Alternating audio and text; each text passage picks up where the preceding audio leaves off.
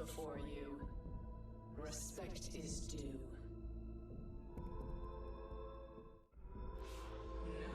No, let us begin. Let us begin. A pilot stands before you. Respect is due.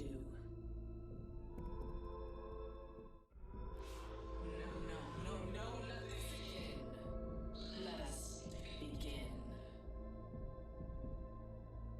A pilot stands before you. Respect is due.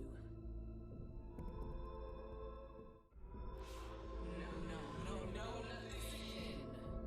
Let us begin. A pilot stands before you. Respect is due. Ones that are in front of you right now. Something to note, of course, Moist moving over to North America as well to compete, and Guild has joined that lineup. You've got Complexity making big changes, FaZe who just announced their roster as well, Zeratricky, Pandas, and of course Snipedown still there holding it down. And then you've got the likes of Dark Zero, massive change for them as well, picking up Sykes over from Exet, who then in turn look at Sentinel's roster and go, hey, you know what, we want to take Koiful away, and that's exactly what they did. There has been so much that's gone down. Didn't even get to mention Furia or DSG. It's crazy, honestly. You won't see many off seasons that make this many changes at the top, so get ready for a roller coaster. I mean, I just want to shout out too that one of the talent in R6, Jess Goat, I think she's been nominated as well. She mentioned if I had something like that on my broadcast, I would be so grateful. So Tanya, again, big shout out to you, and big shout out to our production team for allowing that visual to make something that's very confusing a lot easier to read in the off season. It is a little bit hazy, and however, I think it leads us back to conversations that sometimes are not. We come into North America with a clear focus on maybe who the top teams are, teams that are absolutely familiar faces, and you cannot mention North America or ALGS without these three rosters: TSM, Imperial Howl, Reps, and Verhols. They went back and forth against Dark Zero to see who would be the best last year. Championships sealed the deal in dramatic fashion in September of 2023. What a performance. They are certainly the team to beat, but they've been known to have slumps, whether in the beginning or in the middle of these split ones. So will they start off strong is our question today. Optic Gaming, they finished second place, and notoriously them and NRG could have actually ended the tournament before TSM had that amazing back-to-back wins to seal the deal, but dropped Skittle Cakes and not finally finding the rhythm that they wanted to. Dropped, leaving SSG and finding a real great home in Optic Gaming, but disguised, or should I say 100 Thieves for It's Timmy, maybe both. He's representing dual orgs, one competitively, one for content, alongside Designful and Enemy. A fourth place finish in championships. These guys are real, and it was actually a real good surprise for us to see that they would be joining this guys, because most people didn't think it could happen. In fact, the negotiation tactics were pretty impressive. We have some behind-the-scene footage of how it all took place. Nice week. As you may have heard, DSG's got an Apex team. Yep. But I got no players. You called the right guy. All I do is watch Apex. Albert Lely, 5-time champion, former TSM member, phenomenal player. That's pretty good. I would say. Does he get much viewers on Twitch? I'm not, I could check. I mean, I don't know if that, okay. Clout's everything. Let me get another one. Former FaZe member, Phony, Clout, FaZe, goes hand in hand. Top 5 at LAN. Pretty good. How many Twitter followers does he have? Again, kind of weird. I'm not really Again, nice way, Clout is everything in esports. You don't actually have to be good at the game. You just have to be famous, like Sentinel. Watch yeah, party. you know, I'm starting to see that's here. Zainu, LAN champion as well. He doesn't get much better than this. Does he post on TikTok? Like, TikTok's the new big thing. Do you want him posting thirst trap? Yeah, I have no idea what he's doing. Clout. What about that Timmy guy? What's he up to? Timmy's pretty good. And he has a lot of Twitter followers. Tons of Twitter, but he's on 100 Thieves. I don't see how that's going to work out. All right. Now, why don't we just ask him? Timmy, you want to join DSG? Sure. Ladies and gentlemen, we got him.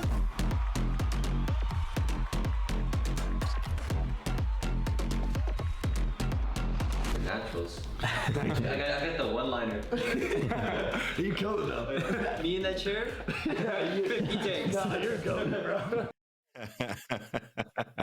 I love it there. You know, Disguise, he drives a hard bargain toast. Make sure you got to have the Twitter followers. It was almost going to be Zainu Thirst Traps on TikTok. Dan, I'm glad we went a different direction here, but it seems like Timmy and his squad, Dojo, formerly, have found a good spot.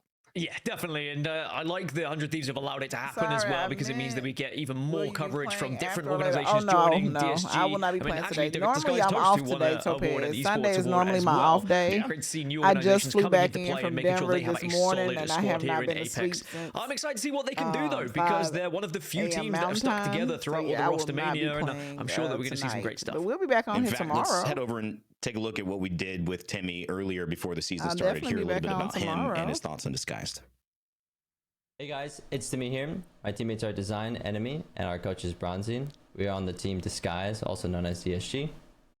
It's honestly a great feeling, you know, me, Design, and Enemy, and Bronzy get a org to represent. They're going to do their absolute jobs to really put us out there, and we get to just focus on winning. So I think me and the boys are going to go crazy this year, and I'm really excited. It's really cool, you know, like, I never thought I could be on 2 orgs at once, but you know, 100 Thieves was really kind to let me compete on DSG as a pro player, and you know, there's a lot of back ends, you know, have to meet, but at the end, I do think it's a really cool opportunity, and I'm really excited to be a content creator for 100 Thieves and do my best for them, and also compete on DSG. Obviously, so much from that story, but Mark, more stories in terms of new contenders here in North America to talk about. Yeah, certainly some squads to keep your eye on right now. Native Gaming, I want to talk about them because Klein and Mamba, we know them as the duo, but Rambo is back, everyone. The man with the hair and the man who loves to frag. He is back in the ALGS, and he's going to be certainly a player to keep your eyes on. PLP, a team which is made up and IGL by Phony. Frex is going to be joining him, and Zainu, the LAN champion, will be on that squad. Very excited to see what they can do, of course, led by the IGL in Phony. And then you've got, of course, Moist Esports moving over, I mentioned, from ANZ, and they're picking up Guild, who's not too bad of a player himself. Obviously, the ex-NRG man joining the 2 Aussies as they compete in North America for the first time, trying to follow in the footsteps of Dark Zero. And then from new contenders, we've got our new beginnings, but you could arguably say some of these could be new contenders as well. Dark Zero, how could we not talk about Dark Zero? Carrying on the same path as they had before, picking up another controller player as a replacement, Zero, Jen Burton, and Sykes. I think they are going to be a squad to watch. And then the return of his Watson, Furia. They really pioneered the way of play back in the day when his Watson was at his very best, and I'm excited to see what they can do here in Pro League alongside Madness and Keon. Of course, Madness is an IGL. Impressive to say the least. And then LG, the announcement was finally made. Sweet makes his return alongside Slayer and Funk to put together a very impressive squad. But will it work when they get out of the dropship? I can't wait to see it, Rain Day. Pretty amazing stuff from, I believe, just Furia. That comeback from his Watson, I'm keeping my eyes on that so much here. But all to prove, this is somebody, and these teams are people that really you need to pay attention to. 2 out of 3 of our EMEA all the proves actually ended up in the top 10, and I think this is a great sign for teams knowing that they've got to make a strong start. GKS, Sorcerer, Sleepy Panda, Chaotic Much have to show up big today. Zach Mazer on Elevate Gaming, he's had leadership opportunities from Cloud9 and huge rosters. Can he do it with Shubi and Zap this time around? Finally get what he needs to get going there. And Mark, you know, Meat Lovers, they're kind of an enigma, a story of their own. They certainly are indeed. You talk about all to prove. Tech's been trying to prove himself for so long, and he's got 2 new players alongside him to do exactly that. You've got a man who isn't too unfamiliar with the shotgun, but it's going to be a Nasher swapped out for a Peacekeeper or a Mastiff. For A1's a former Gears of War man there himself. And I think Meat Lovers, understandably, all to prove, very hot contest story, as we know, with a certain 3-lettered name team. We'll have to see how that pans out in the following game names that we have. But today we're not going to see that TSM are going to have a home for themselves. Yeah, very, very interesting. One of the first active 4-man rosters that we've heard about. We'll see if that ends up showing up. Will they change? We have time to figure that out. But of course, today we'll take a look at groups A versus B, and let's just zoom in on who's in each group. For our viewers at home, we've got Group A featuring LG and, of course, TSM. That's in our, excuse me, I almost said it again, LG Sweet and TSM Imperial Howl going back to back. We know the friendly rivalry there. They will play in Group A whenever you see them around. Group B as well features like everyone, some star-studded teams, from Dark Zero all the way to Optic Gaming, the newly formed FaZe, Monsoon, and his squad of Complexity. Not a lot of time to overall get things going, he had mentioned earlier in a tweet, but they feel confident that they've been putting in the work this week to make things happen.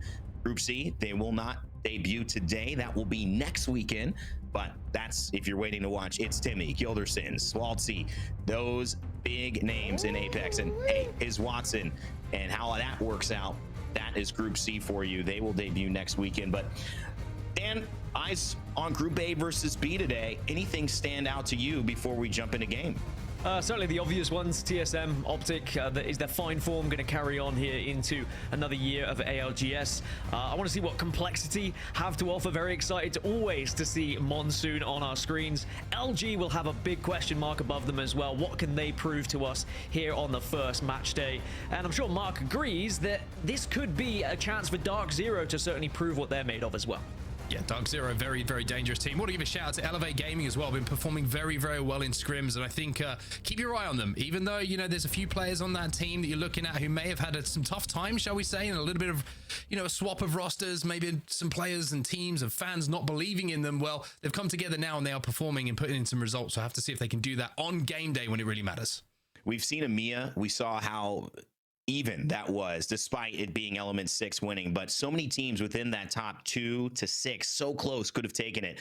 North America, I expect a similar thing, but sometimes we do see a few teams stand out from the pack, at least in the early days. But one thing is for sure, this is where our champions have come from this last year. All of our LAN champions have been playing in North America. Will that stay the same? Either way, we know we're going to get some juggernaut gameplay going on here. So without further ado, fellas, let's kick it off. Let's kick year 4 into gear, and our first split, our first day. Mark, Dan, take it away.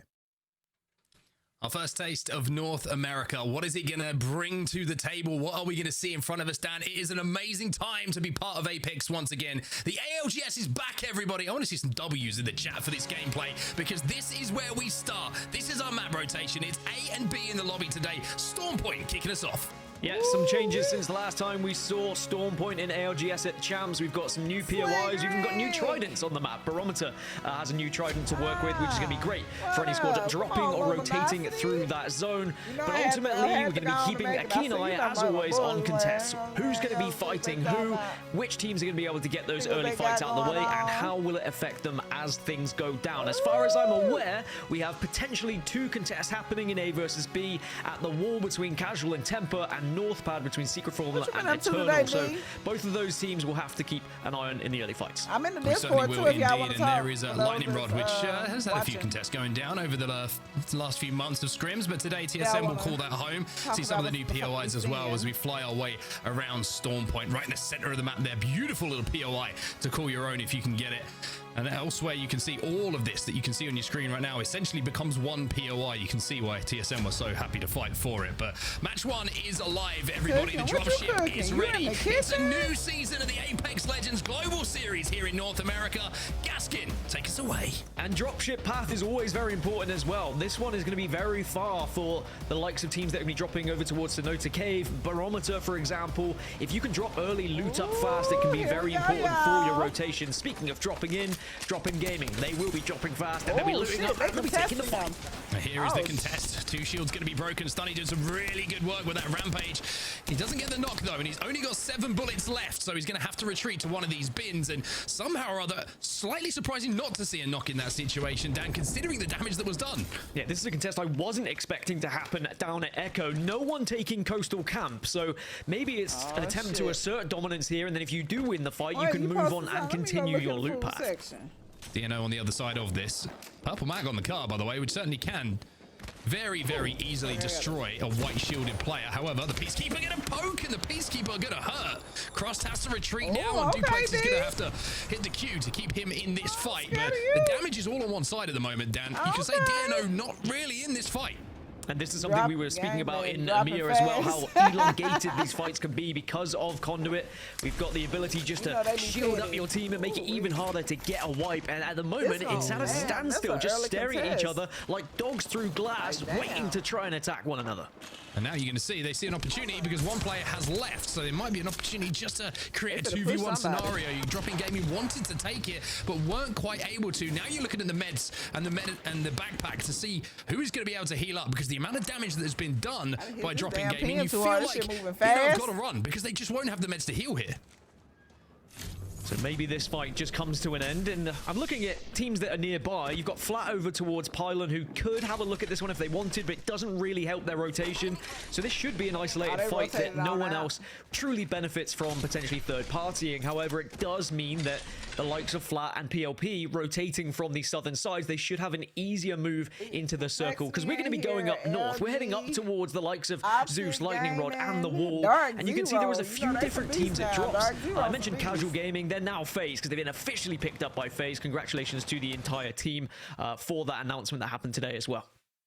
One team who's going to be very happy with that zone pull is going to be LG, dropping over at Zeus Station, one of the new POIs. They're going to have great priority to where that zone is going, probably around the edge or maybe on the little platform just to the side of it. But a little bit of a chase going down here. You can see EEC trying to chase down Ubin, and Ubin is, unfortunately for him, still alive, but looking a little bit, shall we say, weak, shall we say, desperate to heal.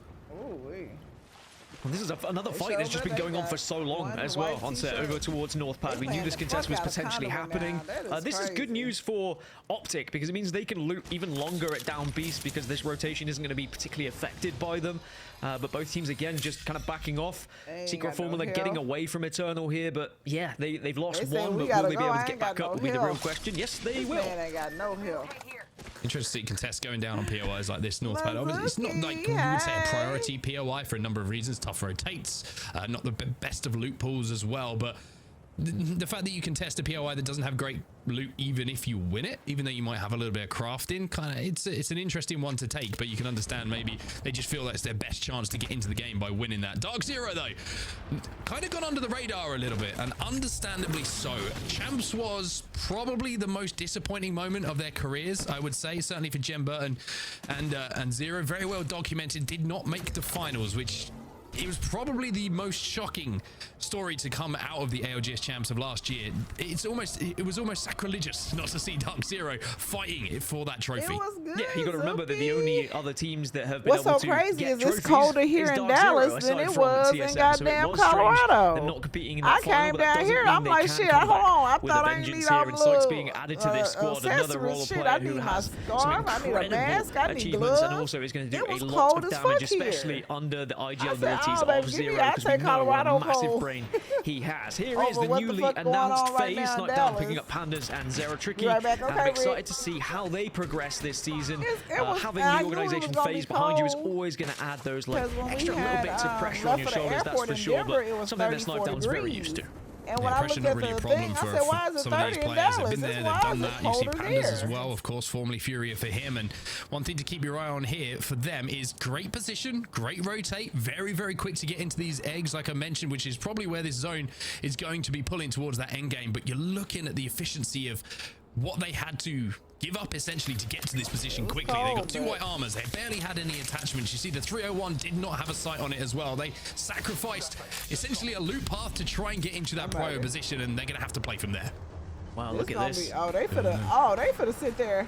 GKS well aware, and they see and they catch them right on the crafter as well. And GKS are gonna reap the rewards here of just being that extra little bit patient, and this is another reason why that elongated fight that Drop-In Gaming had hurt them, because they would have heard that commotion and they could plan effectively. One thing I love about that as well is they even get the free battery. It's like the ultimate insult, right? The player who crafted the bat. It's like, not only am I dead, I have to watch them take away my hard work. But, I mean, you got to do what you got to do in these lobbies. We mentioned it earlier. The lack of Seer, the lack of Bloodhound, the lack of scan meta means those plays become viable once more. And if you are rotating, you have to check every single corner because you don't have the legends in the meta at the moment, which are going to do it for you. So you have to keep your eyes on it, and GKS take advantage. Yep, now they've got to make their long old journey from south to north. They will or should have a comfortable journey up to command center, but there is a chance they could meet flat a little bit later. We've also got to keep an eye right on that southwest. Skirt still down towards Cenote and will still be moving in at some point. So GKS are not the last to move in. And of course, Dropping Gaming could get back up to a full 3 as well with 2 retreating. They're going back towards Coastal Camp. We'll have to see if they get the banner. Now, for the actual zone, it's starting to get congested in the north. You've got a few teams that moved in from the Lightning Rod side. Zeus, of course, is going to be high ground positioning for the likes of LG and TSM, who have now taken it as well. It's just funny, isn't it? You know, TSM stay together, win champs, Sweet on the other side at the start of the season. Obviously, we had a lot of fun with both Hal and Sweet. It's just almost amusing that they're facing off against each other, right? New roster versus the old TSM, and they're looking at each other right now. And the TSM will be gatekept as well by LG, so they have to move through them, unless, of course, they want to evac over the top. But you mentioned a team in zone. Well, this is deep in zone at the moment. Skirt deciding that, hey, we'll let everybody else take their time. We'll let everybody else get inside of that zone. We're going to play it late. We're going to be healing up, and we're going to see if we can force our way in late. Or maybe just take a little bit of a triple to try them. And Skirt are a team who we may not have mentioned in the pre-show, but I'm very excited for Albrelelli playing some of his best Apex now, even taking me back to TSM Albrelelli with how he's been competing. And I'm very excited to see whether they can kind of find a rhythm here in ALGS Year 4. Now, we touched on TSM, we touched on their positioning over towards Zeus, and the fact that they are going to have Lava Siphon, Lightning Rod for free in this game. They're not going to be contested by other teams. That may happen in other groups, and that meant they could make this comfortable rotation over towards Zeus here, and they now hold some pretty good positioning. They do, but as I mentioned, they are going to be gate-kept, so it's going to be a tough move for them, and they're also not in a great position to do damage at the moment, because as that zone starts to close, there might be a couple of teams who are coming from the south up towards them, but if they take that high ground, then they might set themselves up to be, of course, shot by LG or holding that building, which just is between them and the wall at the moment where this zone is going to be pulling. So it's going to be interesting to see how they try and navigate this, because it's not going to be as simple as you would imagine. And speaking of rats, I spot a couple. I don't think it's physically possible to be closer to one another, whispering sweet nothings in each other's ear, as now TSM are going to make that rotation around and out of zone that you were talking of, but there are teams in this area, so you really need to have a game plan here. Yeah, they do, and there's going to be multiple teams inside of the buildings. The thing is, though, if they can land and they can reset, there's an opportunity for them to fight for one of these spots, right? We mentioned how FaZe were inside of one of those buildings. PLP, I believe, were inside of one of the buildings as well, and they didn't look too strong when it came to armor, so if TSM can reset here, then they might be able to fight for one of these priority positions, but they've already had to use the Dark Veil on the Catalyst to make sure they could reset. Now they have to be aggressive as the zone starts to push behind them. Yeah, notably, they're not in zone, so FaZe is probably going to be their target, but you're right, look at the armors. Pandas, Zera, both on white, and now here comes the TSM push, and they'll take the high ground.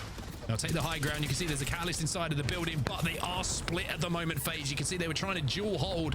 The Arcstar's going to go down, which should destroy the reinforced door. Rep's taking a little bit of damage himself, but now the push is going to come in. TSM are assaulting this building, and if they can take it, they're in a great spot for the long game. Send in the Verhost sometimes is the best way to try and achieve gaining any positioning, but they have now successfully found somewhere to call home. But this isn't really a fun position to hold. You can be poked and prodded from the guys who are up top, who can maybe toss nades down below, but perhaps don't have much utility considering what we've seen from their armors as well. TSM really want to try and push this one. They don't want to have to reside with some neighbors. Yeah, you can see that the idea here is to smoke out and then send in Reps, who's got that digi threat, and now they're going to try and take this fight. A little bit of chip damage being done, but Verholst decides it's not worth committing to that and going down and giving up this game. So now TSM, they've assaulted the building, they're taking the first floor on the second. Let's see what the next move is with a listening with TSM. Hold on. Q on the drop. Can you get a Q on the bottom? No more nades. Can someone give me an arc? Here. I don't have my only nade. My only nade. Thanks. They're still up. Top. They've got to be. I don't hear them. I'm gonna smoke check. They have to be up there. Yeah. I'm kicking this door. It's reinforced. Okay. I'm back out. My bad. Zuki, yeah, I enjoyed myself. I had a good time. I had a good time. What you been doing this weekend, Zuki? Queue up and full send this. Why'd you break this door? My bad. It's there. It was their reinforced. Okay, can you reinforce that? With my baby. I don't think anyone's above us. Can we queue up here and just send it? 10-second smoke. Okay. I don't think it's worth it. What team got out, y'all? I'm looking. You can throw your Q and just check, Kevin. No, on there. No, on there. Ooh, optic one. They're not the top floor, across. Here's someone below us. Pretty sure I heard someone below us. I'm going bottom floor. Evan, you should anchor bottom 4, I think, so you can play your Oh, TSM right beside Snipe down phasing. Oh, absolutely love that listening, because it shows like the process you have to go through, but it also shows without a scan meta, Dan, you're never quite sure if there's someone behind you, if there's someone above you, and you have to be so careful on checking everything as you move into a position. I just love that you can just throw your Q up and find out, dude. It's just the little things between these guys. There's some damage being put out by Eternal here as they're starting to find people running in from that red. And it's going to be Optic who are taking damage and losing players. Yeah, Optic not looking good at this point. They should be able to get the finishes pretty comfortably as well. And it's just about not overextending, not giving an LOS, and not throwing away a knock. If you can do that, then you're going to be in a good position. That's exactly what they do. Optic Gaming, who are going to look back, of course, in history at champs and think what a missed opportunity it was. But they've got a chance to make up for it. But first game does not go their way.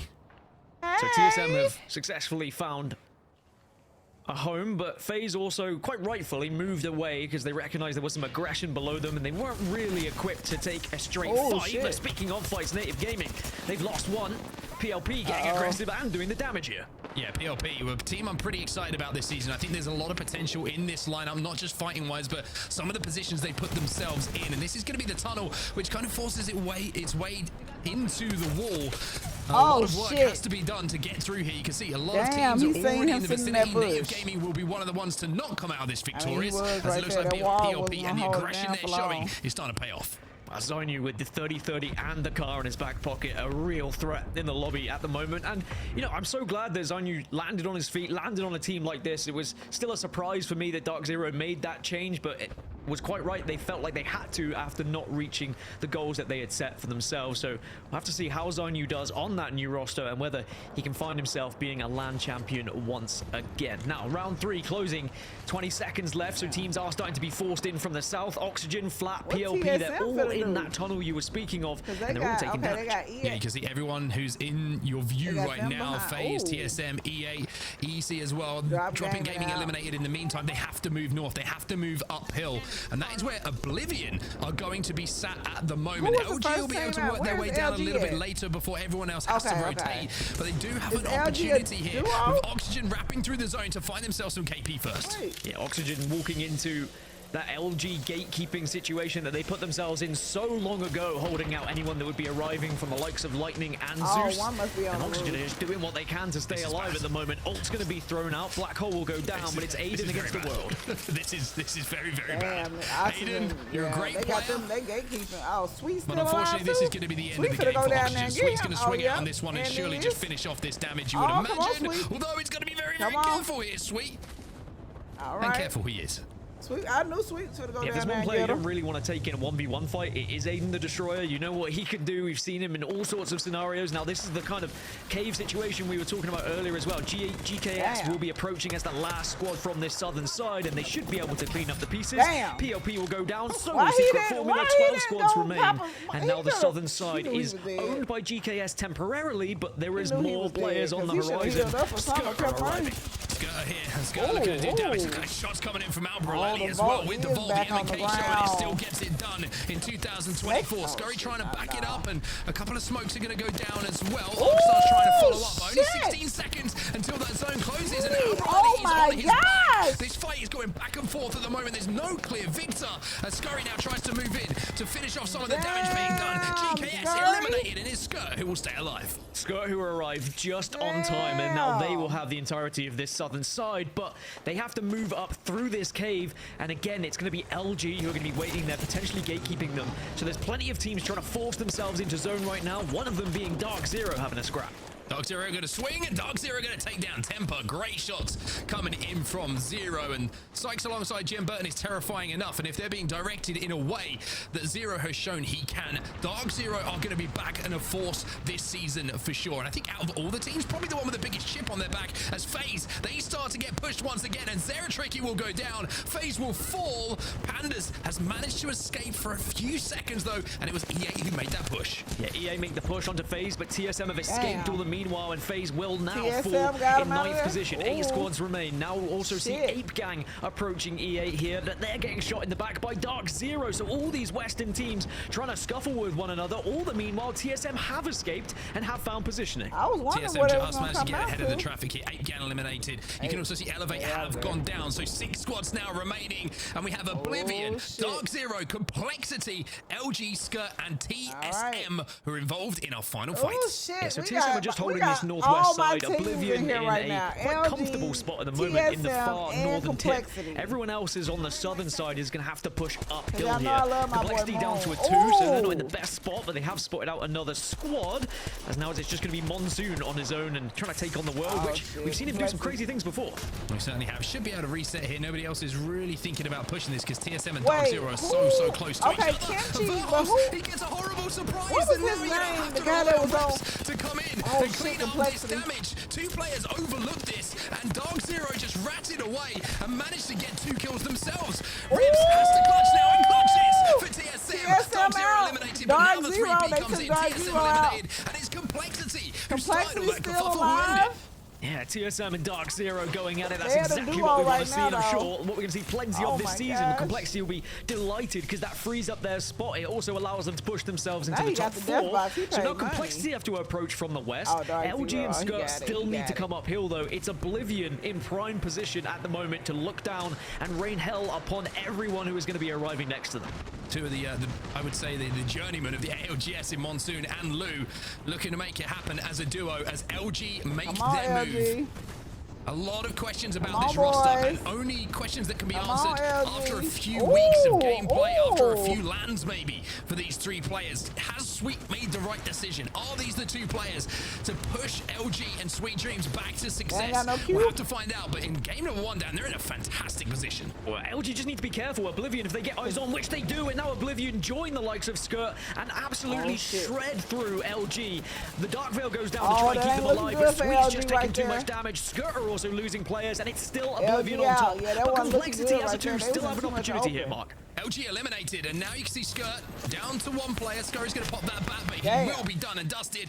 And now we have a 2v3, I believe, Complexity? to see if Complexity can pull something out of the bag here. It's Lou Monsoon against Oblivion, and Oblivion should be able to get this done. The damage is there. They've held the gold spot, and now they have the number 1 spot as well. Just clean up the damage, boys, and you can call yourself champions. Oblivion make sure that they send everyone else into an Oblivion there. They had the high ground, they had the positioning, and it worked so effectively. And I love that they pushed onto LG. They could have allowed LG to reside there and shot with them and picked up KP, but they knew that that was the scariest 3v3 they would have to take. They had the opportunity to take down as many teams as they could and kind of take down as many players as they could, and they put themselves in the best position to win the game. Yeah, very strong position, of course, they had for the majority of that game. It's a very difficult zone to try and access and think about winning if you're not the team who's there early, unless you want to take that fight, but as we know, that's a risk in itself. was at a some bad very notable position teams down there inside at the of bottom, those final moments. They're down, and a lot of teams who had good prio to that zone as well. No surprise to see some of the names that we did. Dark Zero had a really smart rotate, though, into that zone. You thought for a few seconds that maybe they could eke out a few more placement points, but they did have the KP to go alongside it, and you would expect them to be up there at the end. Yeah, I think there was a few teams who thought maybe they could have got a little bit further, but then suddenly a fight started occurring. ALGS. We had a few teams inting perhaps because they realized they were in a poor position on the map, because everyone fighting uphill, right? You don't want to be in that final circle walking uphill and just getting shot aimlessly by whoever has eyes on you. So you try and make a play, you try and send it and take a position off the team. But great circle to watch, a lot of action-packed situations for us to get stuck in there, excuse me. Yeah, it certainly was a fun one to watch, and good to see how teams navigated from that southern side up to try and fight their way into the north. The one thing about that hill is you do have some rock formations to allow you to kind of bunker down a little bit, but we saw it from TSM, right? They thought that they could overextend, look over a team and a fight that was going down in the distance. Didn't realize the Dark Zero were there just around that corner, and their game, which they probably thought were just looking for a few extra KP before we continue our rotate towards zone, ends up being ended because of the fight they had to take. Yeah, and then we saw just at the end, I mean, even though TSM may have cleaned up that damage, there's always another team. There's always a potential for another team to be ratting away, and it was Complexity as a 2, just surviving long enough. And a second place finish for a team at one point were down to 1 in that final 5. I think they'll be very happy about it. Yeah, very good performance from Complexity, but it's Oblivion, probably the one name who we didn't talk about in the pre-show, understandably so, with all due respect, that come out on top and pretty much make us talk about them, make a name for themselves. We'll take a look at the results after the break, but it is time for us to jump away for a few moments before match number 2.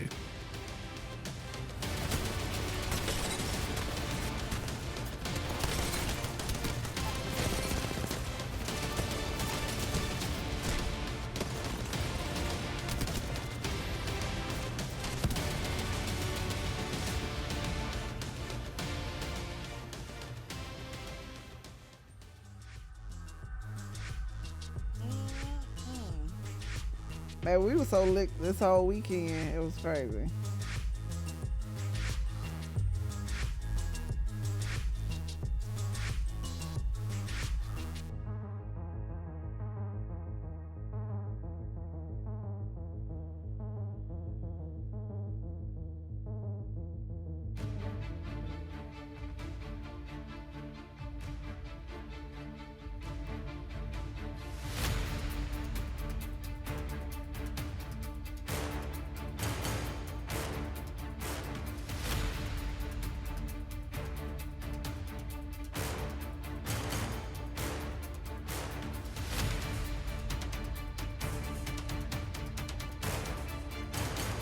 What you been doing today, Rick? Hawkins.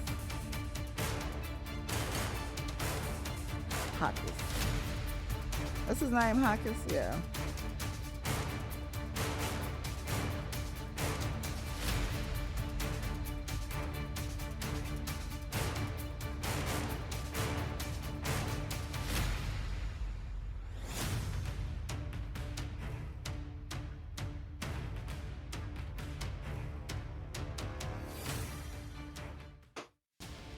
Welcome back, ladies and gentlemen, to the ALGS. Game 2 upon us in just a moment.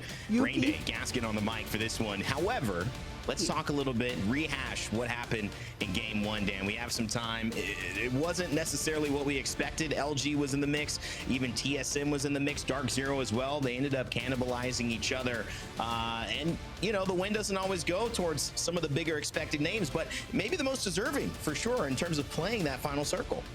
Yeah, I think that when you get a circle like that is so heavily northern based, you have to tip your hat to the teams who dropped on the southern side and where they were able to finish. And Oblivion dropping at Cascade Falls, I mean, credit to them. They were able to rotate in a way where they found themselves right on that northern tip above everyone in the end. And I think they'll be delighted with where they were able to position themselves. There'll be a few teams, I think, a little bit frustrated with their Game 1 performance, but sometimes it is just ironing out the kinks a little bit in your first match. And then you see what goes wrong and just making sure you correct it for match number 2. Yeah, Blink Arcology, Akimbo, all winners in our first game. Sometimes points, though, don't necessarily go that way. We're going to have to see how they did in terms of kills. And obviously their placement will give them 12, but we'll have our standings ready in just a moment. We're still waiting on that. Big differences that you've seen so far in EMEA. I mean, we were kind of questioning. We saw some Bloodhounds in EMEA. We saw in terms of pacing as well, way more content to, rush at teams, take advantages in scrims.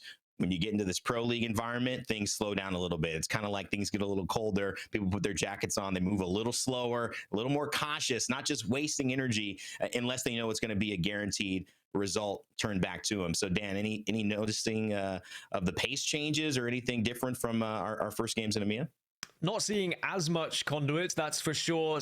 Plenty of Horizon and Bang, almost the entire lobby throwing themselves on Horizon and Bang because we know how important both those legends are. And a slight bit more of aggression, I would say, here in North America. People are pushing fights a lot quicker.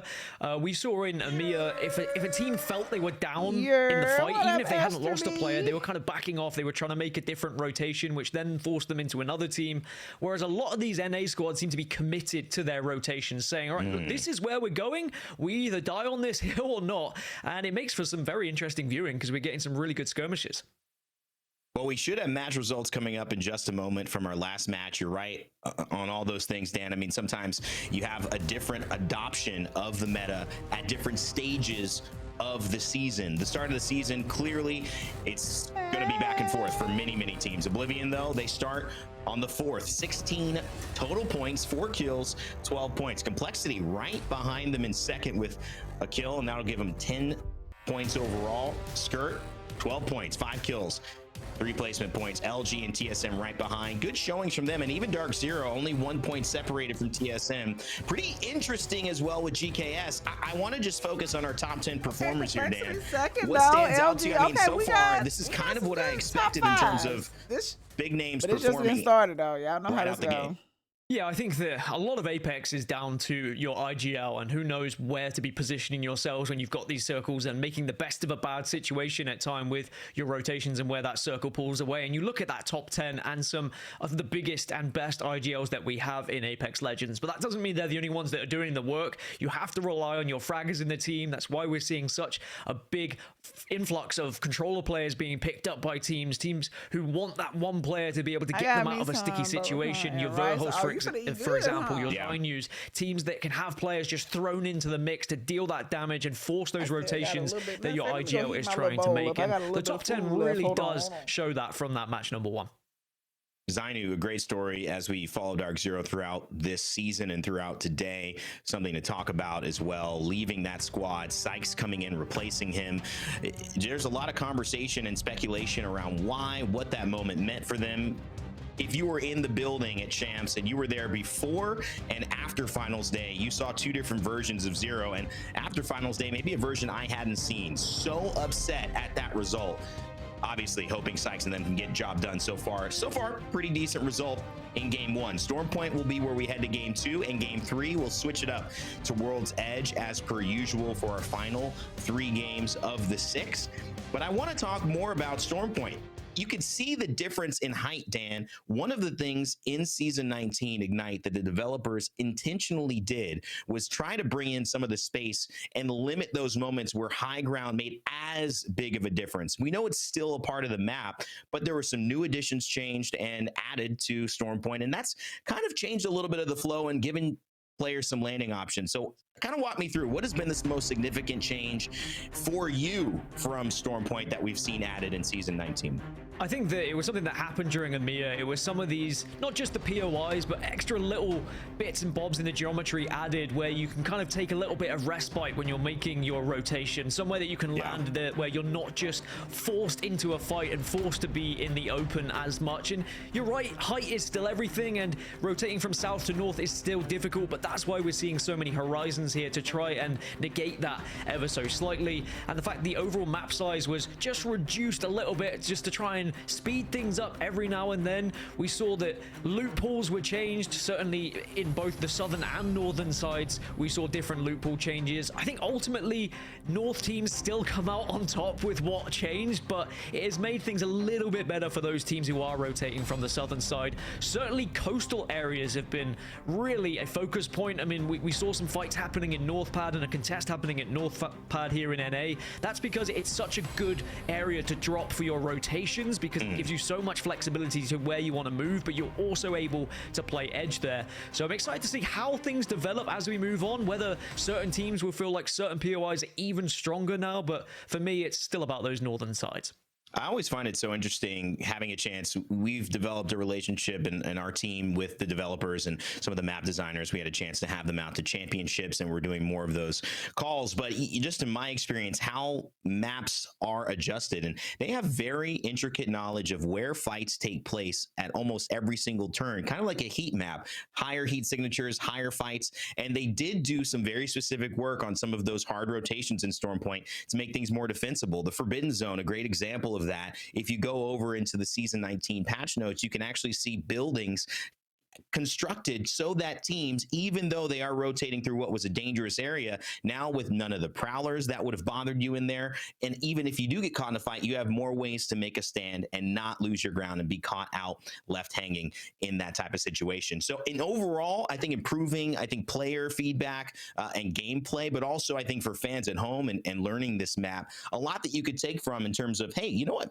I have been dying a lot in the Forbidden Zone beforehand. I realize that maybe that is a different way that I want to approach some of these matches. A lot of these things mirror, the games that viewers at home can play and some of the things that they can learn from picking up pro play as well, Dan. So always good to get that information, take a break. We are getting this lobby loaded up again as well, which is why we are having a little bit of a chat here. But it's always good to take some time, Dan. I guess this also opens up some of the meta conversation. I had kind of hinted at it earlier on. We've seen a little bit of the conduits, but to me, when you look at Conduit, when you look at Horizon, when you look at Bangalore, I mean, all of these legends have had an impact this season. Who in your eyes have been maybe the most important legend, or maybe the most fundamental legend that we might be seeing over the course of these next few weeks? I think it's situational. I think the biggest difference, of course, has been a new edition of Conduit and how that's changed early game fights, how it's changed late game fights at time with not only her zoning ability, but also being able to shield your team at the right time to really get yourself over the line and maybe have that surprise factor against certain squads where they're chasing you, they think they've got you down to one shot, and then suddenly you're essentially full shields again, and you can just turn on them and wipe them in that fight. But ultimately, it's got to be Bangalore and Horizon as the two staples, especially on Storm Point. The smokes to be able to cross have always been so important on Storm Point, with there being little coverage at times, and then Horizon to negate some of that high ground that you have to try and go up against other teams. But then we're starting to see other inclusions. I mean, we know that Catalyst is still so important as well to be able to get that Dark Veil down to help you with rotations. We saw a lot of Watson going down in EMEA. Less Watson here today, that has to be said. Maybe we'll see more on World's Edge for North America, but all these different legends have so many different ways of trying to approach the game, and I think that's what I love, is we see teams playstyle sometimes just by legend composition, but by adding new legends who do different abilities, it always shakes things up a little bit, and Conduit's done just that, because not only does it elongate the fights, which makes it harder for some of these teams that are contesting, but also the teams who are near those contests can now benefit from it, because either they choose to just move around those teams and have an easier rotate, or they can third party and then benefit from that as well. 10 seconds, that makes all the difference. You know, we saw even in EMEA, Thermite that just delayed the entrance into fighting someone, ended up hurting a rotation of Orglis and Hungry, and they ended up losing a couple members that made it very difficult to ultimately come in first place. There's only a few points at the end of the day. You know, character that got some changes as well, that is very good at adjusting the way the landscape is played is Catalyst. She had some changes in this recent patch that were intended to bring her back in line. It doesn't seem like it's had much of an impact in terms of taking her away from the meta, but Dan, I think it's good to see just that there's some parity that the developers are continuing to eye on to make sure that no one character ever has too much of a day in the spotlight, kind of like we've seen over past years with Seers and Gibraltars and things like that have really dominated metas for years. And Catalyst, we had a time where Catalyst was almost at a 90% pick rate at one point, especially the fact that they've now kind of changed the throw range. I mean, decrease that by 50% is massive. It's You're huge. able to kind of throw that goo out and just really grief teams who are trying to arrive. Instead, she's a far more kind of passive legend at times, but still very, very important. Now, we are live right now. We're getting into the next game, and everyone has sorted things out, and we're into the dropship. All right, always fun to take advantage of the time where, you know, they're spending some quality time getting to know each other, talk about things as competitors often do when they're not competing in the dropship. And now, as they fall from the sky and land in the designated areas that they've worked out beforehand, it's all business, baby. We'll see if there's another amazing performance from Oblivion back-to-backs. That would be a surprise. We've seen it before in North American days where an unsuspecting team not only wins once, but twice. We'll see if they've just got the rhythm. Another early engagement from Drop-In Gaming, though. Jayon, Crook, and Stunny. Stunny with the Massive and the Conduit. Already that damage taken away, but it will slowly add 60 shield health over time. So as you can see, Stunny has worked it back in. And so it's essentially still a white shield. Not too much lost, not too much gained here from Drop-In. And I think this contest says a lot about Devastated Coast and Coastal Camp from these teams, that they are happier to contest here at Echo rather than playing either of those POIs, which are currently free. This is just asserting dominance in the early stages here in Pro League, I think.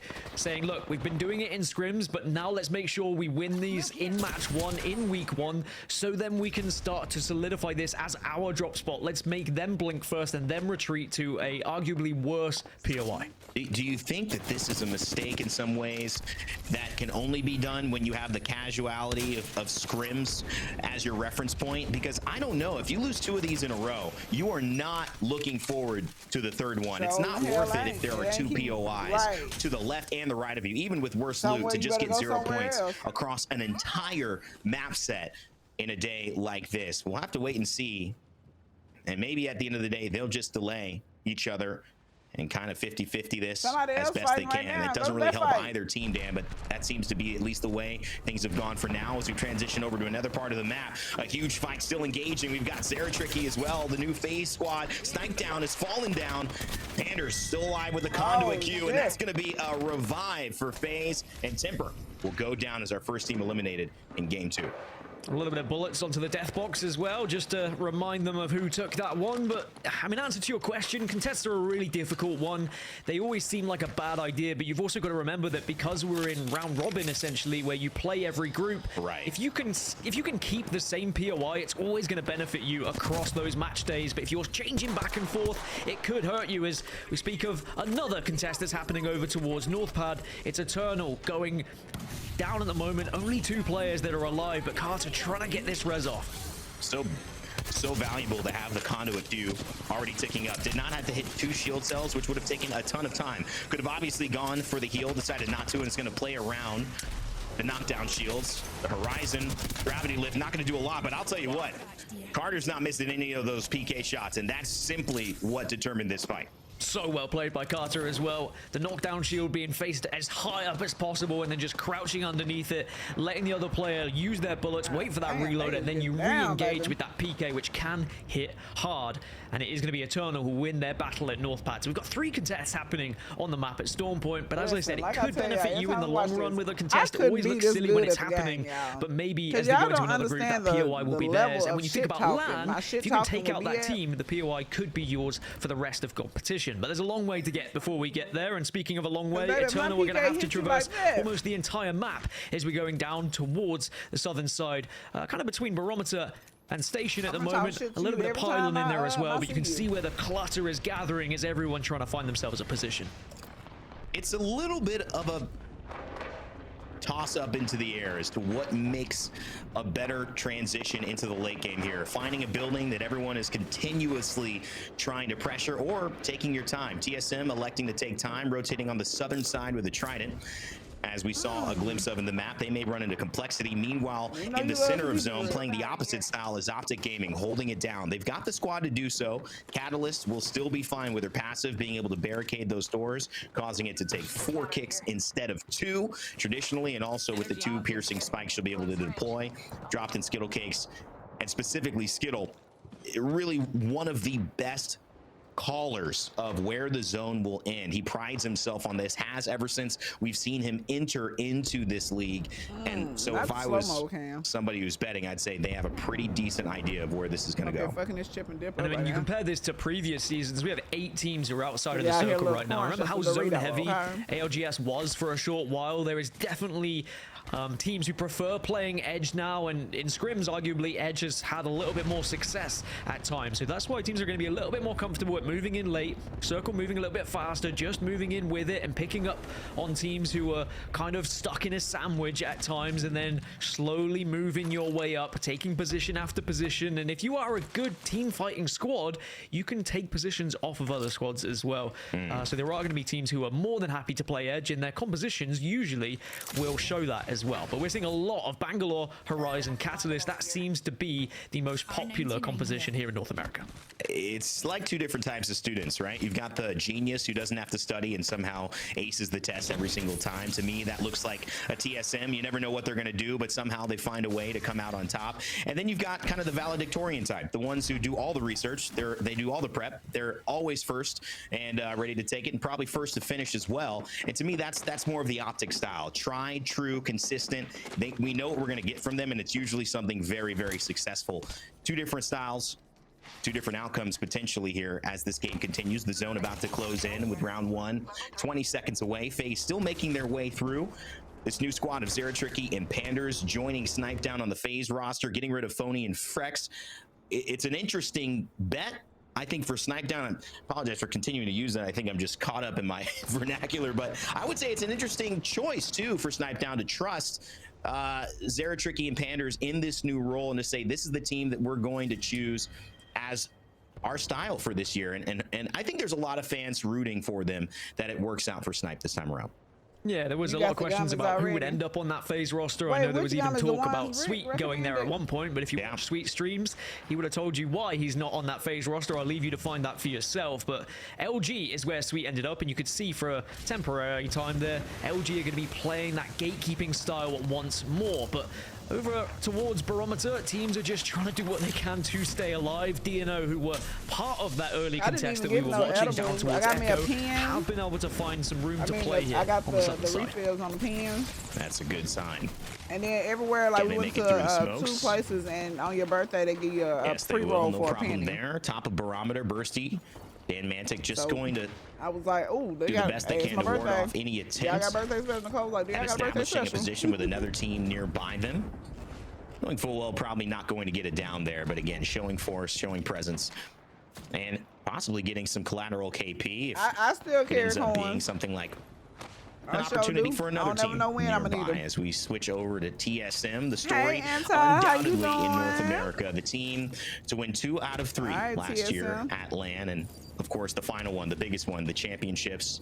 What an epic run, 3 in a row, and you just had to be there, Dan. They're looking to compete at the same level, or of course, if you look at Imperial Hal, better this year.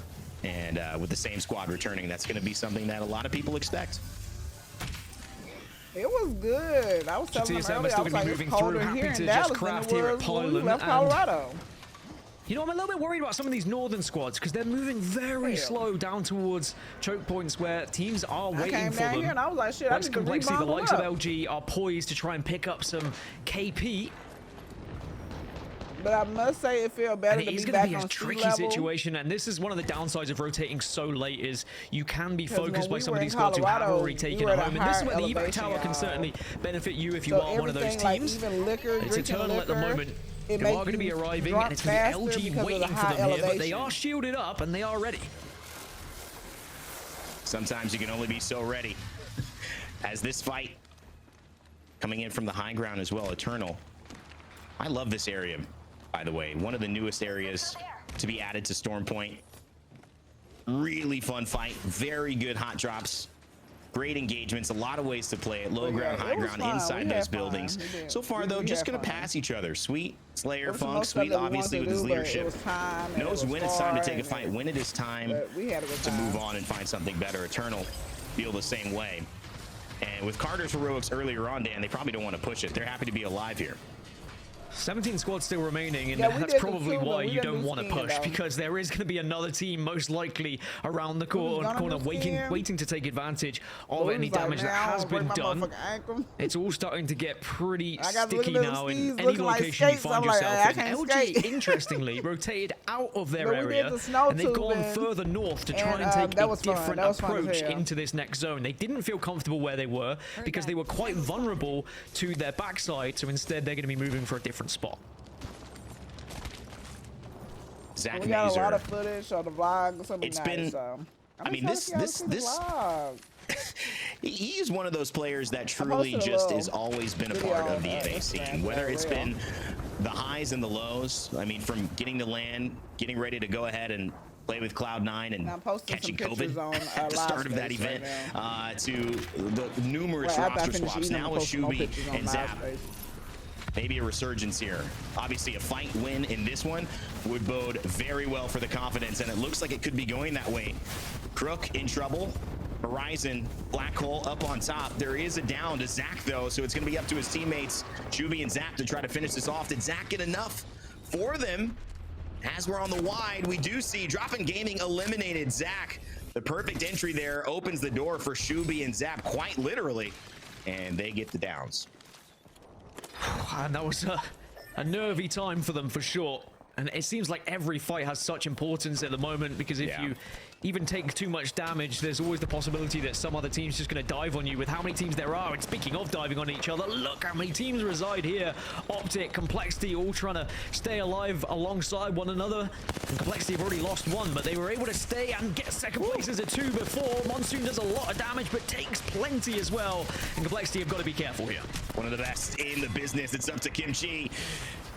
And it's not going to be done. Dropped. Skittle Cakes knocked. They don't chase the fight. The fight comes to them. Oh and shit, they handle Complexity it, just got as you would eliminated. expect professionals in business. Class act. Dropped will now pick up knocked. No gold shields or anything to help make that easier, so they'll just have to use the resources inside the building. But they should have a few armor swaps, at least 2 blues, in case there's anything immediate. Medkits will stabilize. Round 3 about to close, Dan. Things are starting to get testy. We are running into that time of the game where there's just not enough room for all these teams to coexist. It's the word. And this rotation is going to be a tight one. Ooh.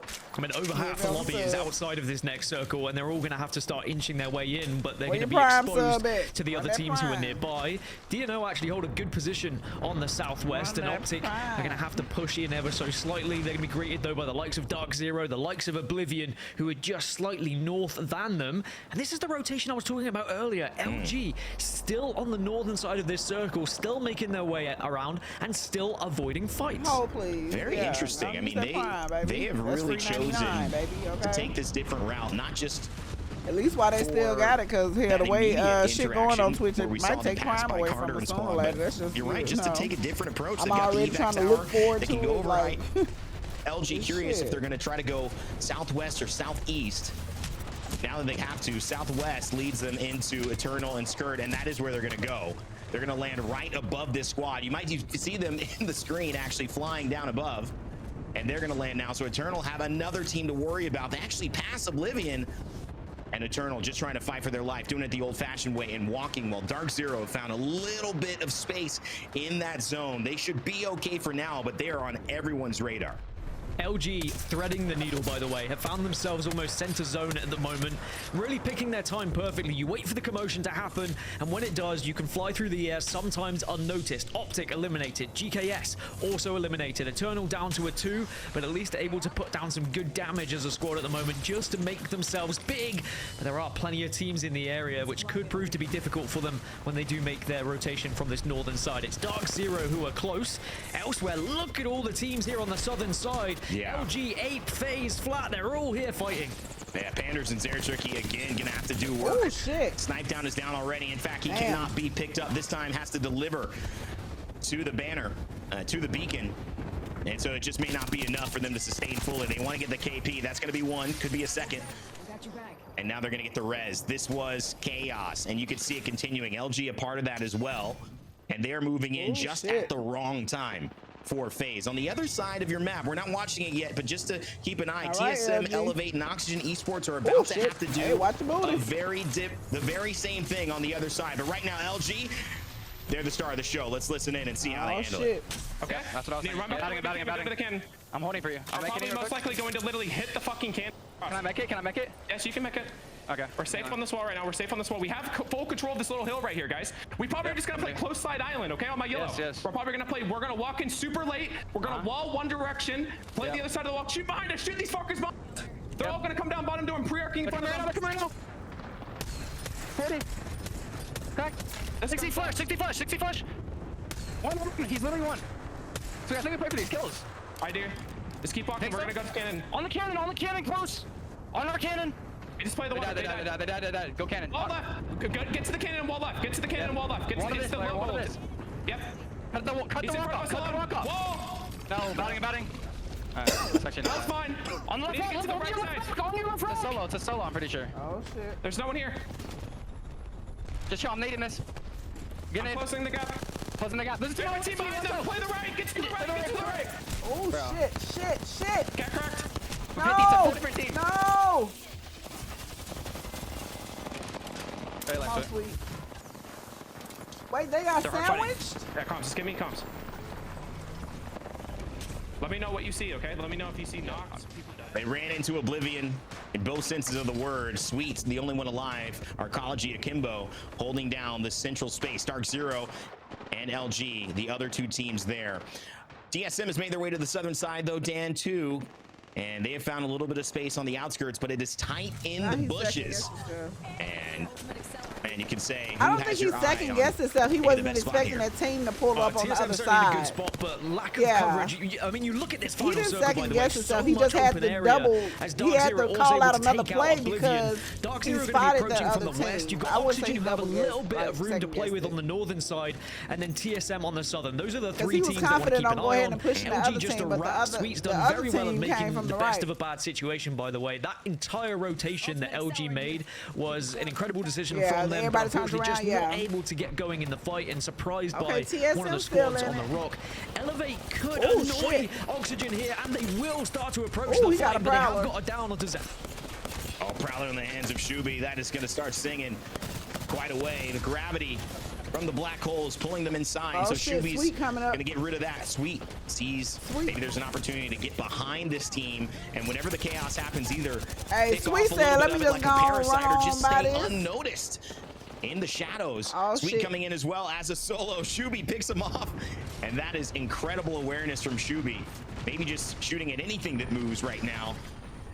And trying to get this Phoenix kid off, Dan. Top 5, can he do it? This would be massive if Shubi can get Elevate up, especially as the zone looks to be closing in on them.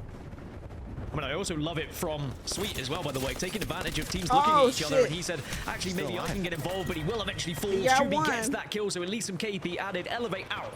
We're down to the 3 teams I had mentioned. Dark Zero are approaching Oxygen, but it's TSM who now hold center zone here. And if Dark Zero and Oxygen do damage to one another, this could be prime time for TSM as now they start to flood in. They battled last year for the trophies. Right now, they're battling Dark for Zero and TSM? It's Dark Zero 3v3 against TSM. Zero hits his shots this time around. Zero the out. First one to go down, though, as Verholst finds it. Big E comes up, clutch it again. But will Sykes be the difference? Oh, my goodness. It is Sykes. He needs the last bullet. TSM who will take the win. And I believe that just started our split off with some fireworks. TSM versus Dark Zero, a tale as he played that perfectly. He seen both of them had their knockdowns, so he was like, okay, I ain't gonna try to push in there. He gonna shoot bit of damage, but the Dark Veil allowed Dark Zero to at least reset was that Big E? Ever so slightly, but a great fight. I mean, the initial damage by Zero, I thought that maybe they had the lead in the fight, but Verholst managing to turn on them, do the damage, take down Zero before he fell was very impressive indeed. And TSM back on top, and now we have our teams who are in first and second place. Dark Zero just ahead of TSM in the overall standings, may I add. But a big win for TSM. So Dark Zero made, I think, a much bigger showing of their mid-game there and their early-late game, because they had several fights that went their favor. They got a lot of extra KP there, and they kind of demanded the zone's attention for quite a while. So other teams really forced the fight themselves. No one was trying to push them within that center spot of the zone. But once it pulled a little bit where they knew they had to move, I think TSM were super smart to just keep that. And there's a little bit of luck to that too, Dan. I mean, easily you could have seen Dark Zero turn their attention towards where TSM were, shoot through the smoke, know there's a team there, but it just ended up being all the fighting happening near the Dragon Ball on the left side was too attractive for them, and I think they thought easy KP. If we win that as a 3, we have great zone position for the final fight wherever that team is. And ultimately, it ended up being the right decision, because even though they didn't win, they got the most points overall here. 21, TSM with the actual victory, and maybe the moral victory, or the emotional victory against DC. But Oxygen Esports, Elevate Gaming, and LG round out your top 5 with a shout out to Oblivion, who again have a pretty solid game too.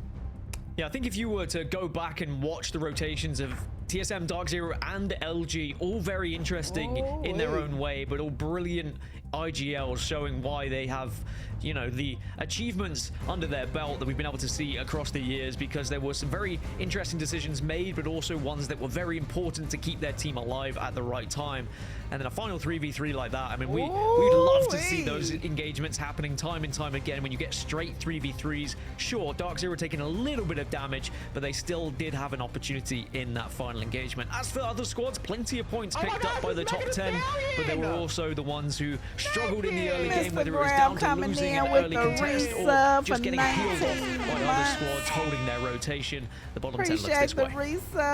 One of the interesting elements of a BR, and especially this type of format is you could take some losses in a way that feel like, wow, we didn't get the win. But when you look at the points, you look at the overall value, Dark Zero has to keep the mentality that we had a great game there, even though they lost not only to the team that they were fighting for in terms of LAN championships last year, but the team that is, I think, their spiritual rival here in terms of winning the entire thing this year again. And so, yes, that might be an ego blow, but still, you got the job done. Damn, and I'm over here focused scream on my where you're damn going, voice Dan. for the go horse. And in terms of Hey. average placements, in terms of kills, and God specifically damn. damage, TSM, Dark okay. Zero Ooh, edging out TSM and Dark Zero. the For tally some on that. reason, when them two Yeah, go and you can see against this is each the other, it's just comparison of like their match one it's rather than sweatiness. match Like, two, and oh it my shows how gosh. similar their match days I'm doing have been. great. How you doing? How was your Match one birthday was a trip? My situation trip was where they both kind of came good. fifth and When I sixth, tell you we and had then a match two blast, was a scenario it where they was end up cold, in first and second, and that's why but there's it only a wasn't as point cold to as I split had them prepared at the myself moment. for. Two teams who are very closely contested, And but it shows it's that Dark Zero, crazy. you know, with this I had new already change, prepared they are myself up to there be and they are like, competing it's well gonna with be TSM. cold as Let's go to a fuck. break, everyone. I'm finna be freezing.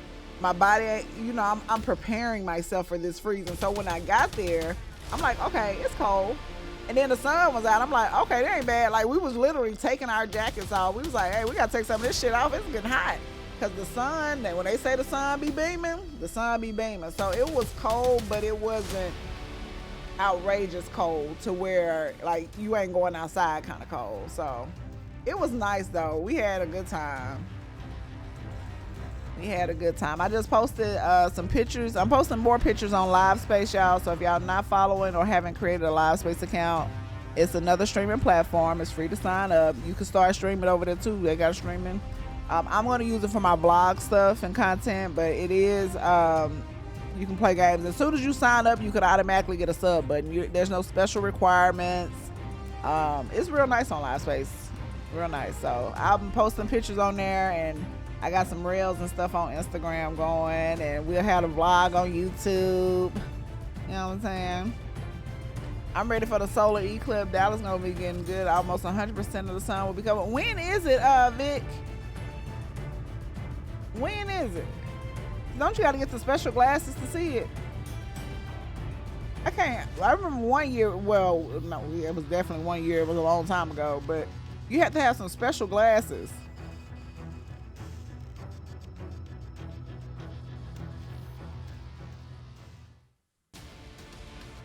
Welcome back, everybody. The ALGS is starting to harp here in North America, and surprise, surprise, a win in the bag already inside the first two games for TSM. But that story is going to be one we tell all season, Dan. Dark Zero going up against TSM in that final fight. It's Dark Zero who come out of the game with more points, but of course that championship banner, and of course I would say maybe a moral victory in the final 3v3 fight certainly went to TSM.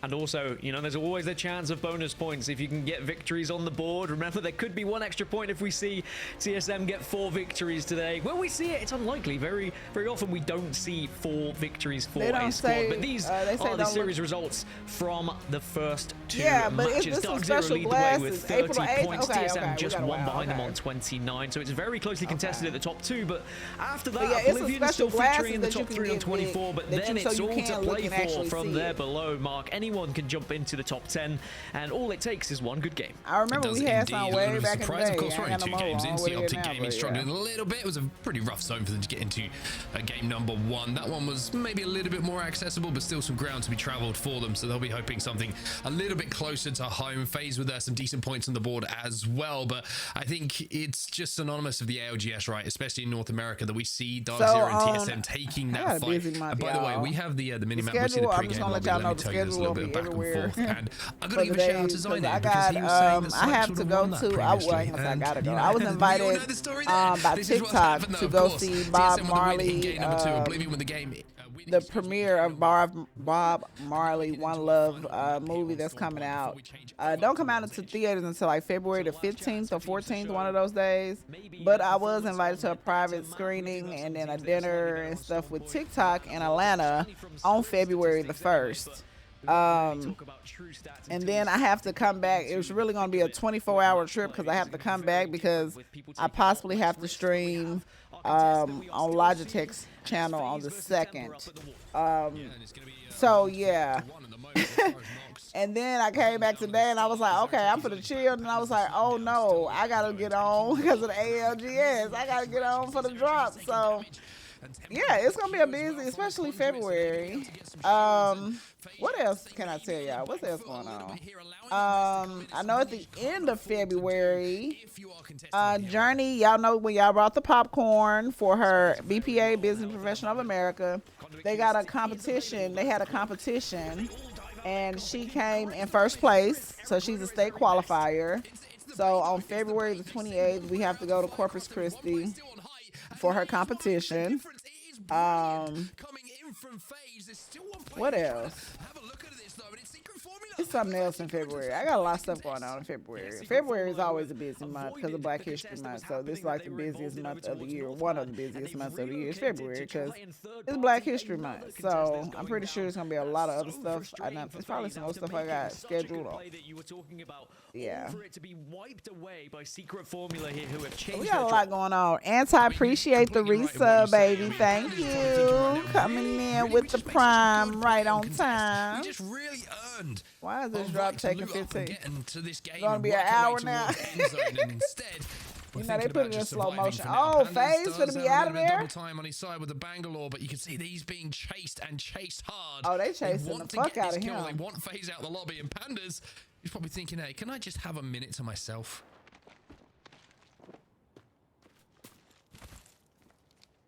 There's no way you didn't see him. Oh shit, he's saying. I just thought. I wanted to damn, be he's saying him. I didn't even I was like, no, he didn't see him. Oh shit. Walk by. Now back down towards Echo, where Dino again facing this fight against Drop-In Gaming, and Drop-In able to do some damage with the Mozambique.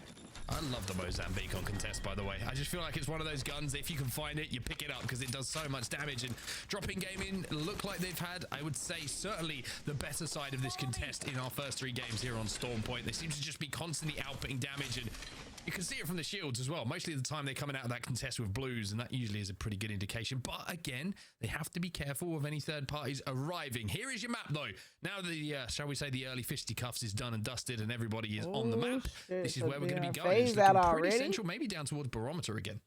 Nope. Also, as much as it's frustrating for FaZe, but you've got to give your hat off, or take your hat off to Secret Formula. They were losing the battle at North Pad, so they dropped just slightly east, and it allowed them to loot up in the building and then join the fight that was happening at the wall. It was a well-strategized plan, albeit an annoying one for FaZe. Now, Circle, we're going to be heading west over towards the areas of Milton Station. Native are going to be dead center to that as we take a little look on Complexity and their rotation. Yeah, Complexity, who had a very good game number 1, of course. A little bit of a quiet game number 2, but you can't win them all. And we get our first look at the Buster Sword. By the way, the greatest heirloom ever. I don't care what anyone says. I'm the biggest Final Fantasy VII stan you will ever find. And yeah, the Buster Sword is great. It should do 700 damage. Oh, I want it in comp. Uh-oh, Dark Zero. That's a lot of damage that they've taken. That was 700 damage. Even a Buster Sword won't save you there, yeah. But they've been able to at least get out of the Trident. Combined materia, heal all, cure 2, all. Anyway, enough of my nerdiness. Native Gaming, and the ones doing the damage, can they clean it up though? And will Dark Zero, who are in first place at the moment, be able to survive? That's a frustrating one for them as well. And they're going to have to move off. What you been doing today, Vic? They do have the conduit available, so they can craft those banners, but it's about getting to a crafter, and it's about being able to get the res off. Baby, I ain't have no service. Then the damn car we had, something was wrong with the charger, so when I put my phone on that bitch, it drained all my battery. So I ain't have no, my phone one charge, especially yesterday. I was like, God damn, no service. We have no service in the mountains hardly. I'm thinking I'm gonna record and go live and do some shit, and I ain't had not a damn bar. We was over there mad at my homegirl because she had bars. I got 2 bars. They are running it down, and you know T-Mobile ain't working in them woods in the mountains. This does happen in your ranked games. If you're a 3-stacking pro teams, you find a team, you evac on them, and you cause them problems. Yeah, definitely, and just try and take advantage of what's presented in front of you. Really, if you can pick up extra KP somewhere, and if you can grief a team ever so slightly on your rotation, then go for it. As long as you have a backup plan, and it's not going to affect your own rotation too much. Alright, he done bathed in the blood. Shit finna get real. Survived for now. They've managed to reset and they've managed to heal. Beast of the Hunt being popped here as well, but they have given up the high ground for a few moments. And the longer that this fight goes on, as we always know, it's a bigger chance for a third party to come. But there's nobody in the vicinity at the moment. And I tell you what, PLP, if you want an example of a team looking like they're confident to take a fight, this is it. They are chasing them. They are running it down. They want these. Damn, they sure They should be confident with a team like this, right? This is a fighting squad through and through, and they are going to be more than happy in any 3v3 engagement. The amount of damage output that this squad offers is incredible, but they just can't quite get enough damage to really put on a full charge. I had to go back and get my damn suitcase. The suitcase was still in Denver. And I don't understand how one of my suitcases didn't make it. One came and one didn't. Mind you, all of our stuff came off at the same time. So Nicole got her stuff, my homegirl Fallon, she got her stuff at the same time. One of my suitcases came. I'm sitting here like, where the fuck my other suitcase at? Some time, and the zone has decided, hey, can we just move away? Like, follow me, guys. And that's what they have to do. Dropping Gaming survive for now. But now, the problem is, if they want to take this fight, they're going to have to take zone damage on their way towards. My luggage was still in Denver. They told me, well, we've already put it on the next flight. I said, wait, the next flight? Damn, oxygen eliminated. TSM. Oh, Hal got a Hemi. Oh, he got a Hemi 9-9. There are other squads. Oh, they better leave him alone. Distance here, but I don't think anyone's able to close that gap for now. But I got a good voucher, and that's gonna help me get my ticket for when I gotta go to Atlanta. So I was like, okay, big. Fast as perhaps they thought they would have if that fight had gone on for how too y'all long. leave? How y'all leave my whole? How y'all leave one luggage when they was together? I don't understand how it even got separated. As TSM Van Verhulst, and I thought he'd become like a Dutch striker. You know what I mean? Like one of those old school Dutch strikers, but instead it's just it's Evan, and I misread like he's been knighted or something like that. Yeah, exactly. I'm gonna try to look Tuesday for my flight. Maybe his name's Evan, as we know it is. On Tuesday. Dropping Gaming still alive, by the way, in zone. Dark Zero, interestingly, as the two are moving towards Coastal Camp, right at the bottom of your screen, probably thinking about looking for that respawn, trying to get a teammate Jem Burton back into the game, and they might be caught off guard here and put in a little situation. Turn and run, boys. Turn and run. You run into the one Bloodhound team. That's always, you're always just slapping your thigh at that one, saying of all teams to run into, it's someone running a blooming Bloodhound. And again, the Trident is going to mean they're taking a lot of damage here as Dark Zero just do what they can to try and survive. Sykes says, you know what, screw it, let's just keep going. Who's driving here? Because I want them to have a breathalyzer. They are all over the place, but they get the job done. They survive for now, but what are their meds looking like? Because you would have thought they would have played for the economy of being able to get that res, maybe crafting a few med kits over down on the southern side of Coastal Camp and then getting back into the game. But now they're in zone, and now they're probably thinking, hey, it's plan B. We might have to play this one out as a duo. So Flat are in a pretty good spot at the moment as well. They can hold down this position for quite some time. And having the rock behind you just means that you have that like extra little bit of security that you're not going to necessarily get pushed from that angle. They just have to be careful of the northern side. Anti said be right back. That damn bang smoke day. That bang smoke thicker than me. A few teams that are arriving late, but speaking of arriving late, I think that's whenever I get back on. I don't know, because I like playing Fusey, but I think I'm gonna get back on my bang shit. Go well for someone. However, they don't get that initial knock, but now it has to be a full send coming in here from LG. Oh shit! Come on, sweet. But it gets destroyed immediately. Ooh. And now the damage isn't done, and Funk has to back up a Slayer. Importantly, vitally for LG, got that first knock, and the second will follow. Big nades from LG. Oh, that was a good bouncing grenade. off of the black hole and making sure the nades go in afterwards. So even if the team destroys Slayer. the black hole, they would have been a little bit stationary putting those shots out onto the black hole, so they'll still be vulnerable to those grenades, and LG will be able to survive. Darkvale has to go down just to give them the extra little bit of cover. They clean up the rest of the kills, but are they going to be able to survive here? Because there are still teams who are doing damage from a distance. LG just need to reset. Damn, it's a little bit of a rough spot though, because you can see they've been shot from Pylon, they've been, excuse me, it's shot from Ceto Station, they've been shot from the teams who are inside the mill at the moment, up to Gaming and Elevate, and they're kind of, when they need to rotate to the right a little bit. God damn, they in a down and try and play they keep getting in front of them, sticky situations. I was about to say another word, but they keep getting in sticky situations. Jem Burton is still just a banner.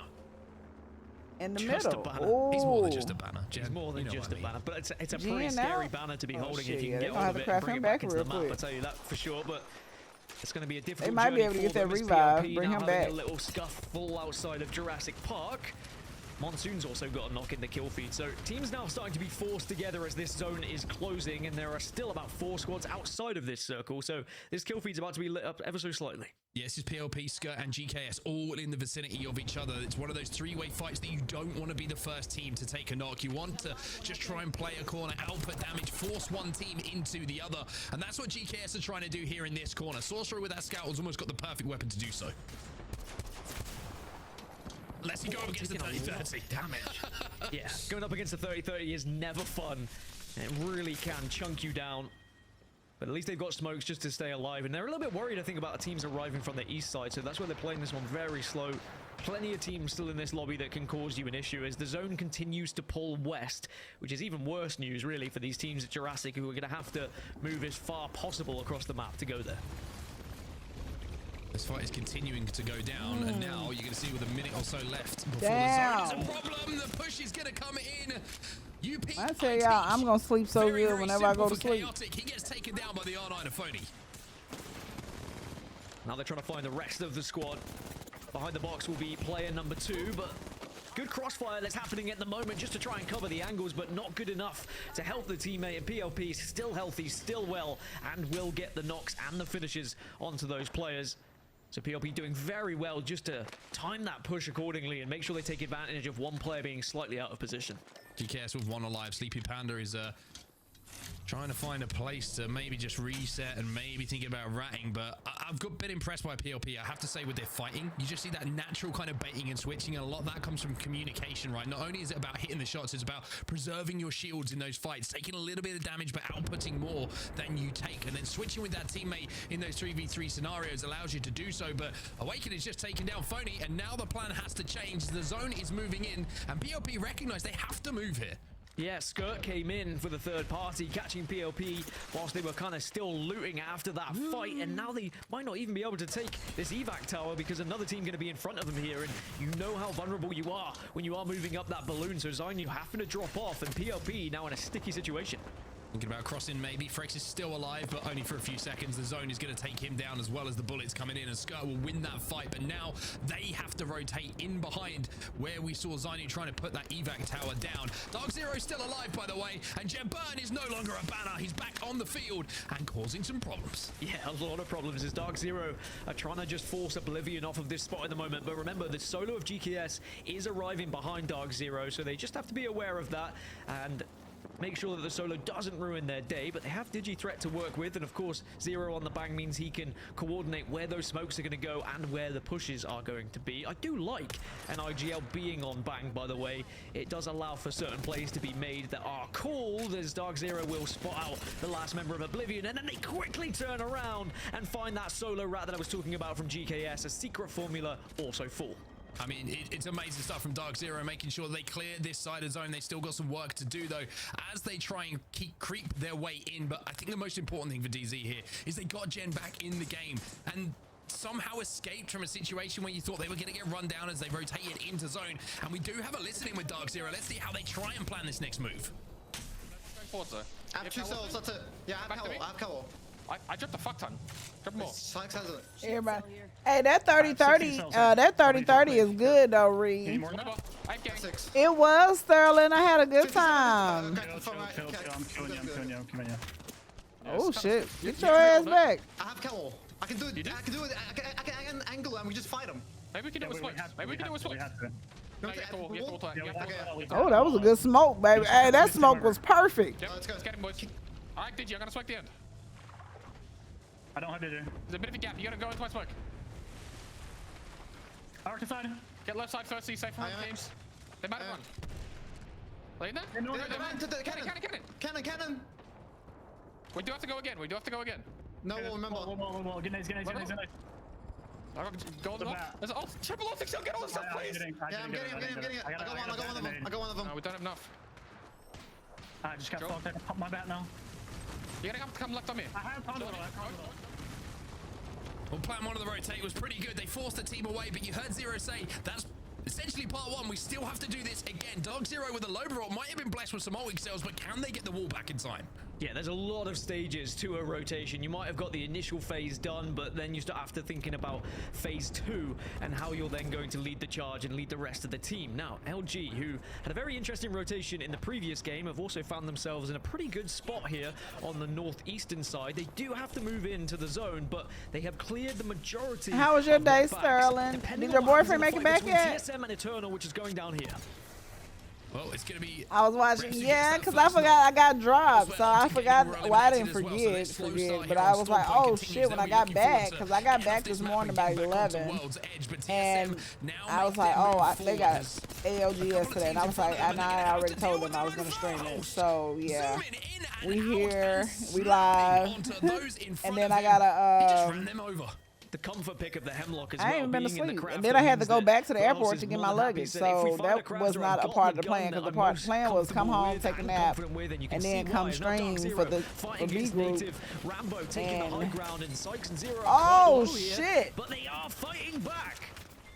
Sykes trying to show what he can bring to this Dark Oh, Zero mate. roster. One thing he doesn't want to bring is a grenade and a death box. Well, Zero's got enough shields back and should be able to buy enough time. But yeah, I To didn't. at least get back into this fight. A 2v2. Oh, shit, Still hold breaking on. out. It's Elevate versus Dark Zero.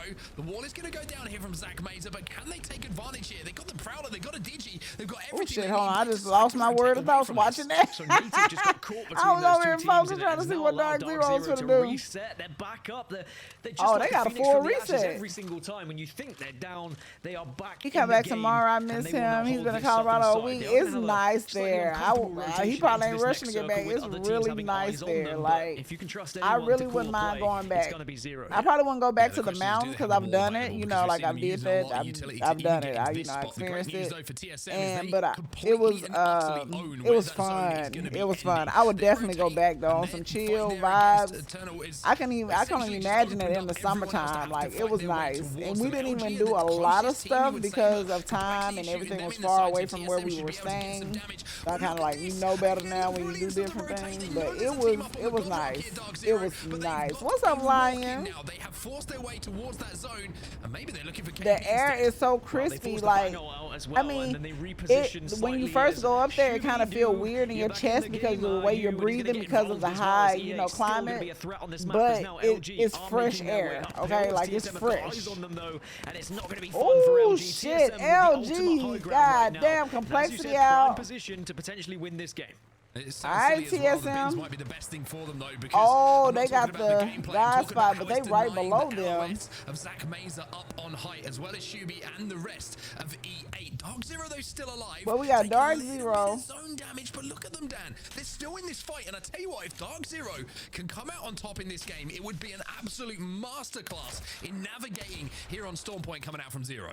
And I will correct myself, I did say Ultimate High Ground. They're just the furthest north team, which usually is Ultimate High Ground, but Elevate, they have this rock to play off at the moment. Now, the circle, the final circle, is going to be pulling more south than it is north. So it is going to be pulling closer to Elevate, Ape, and Dark Zero than TSM, but TSM are the only team on this northern side. Now, that can go one of two ways, Mark. Sometimes it can be good to be the only team because the other teams focus on each other, but there's always the possibility that everyone looks at you when that zone closes. So TSM need to be thinking about this one, how they position themselves to get as close to the circle without taking too much damage, and this giant rock that House found could be a blessing for them. Yeah, it could be really, really good for them as well. You can also see that they do have the What was that, a Horizon sword? available Yeah, it's as the well. new, You would the imagine heirloom that came by the out. time that's The elapsed as event. well, since they took that last fight, they will have every single piece of utility, like the Dark Veil to go down as I well got to maybe PTSD. split this zone in half. But Shuby's got a wingman, and we know this care package weapon is pretty much as strong as you can imagine, and with some smokes and a Digi on it, he can cause TSM problems here.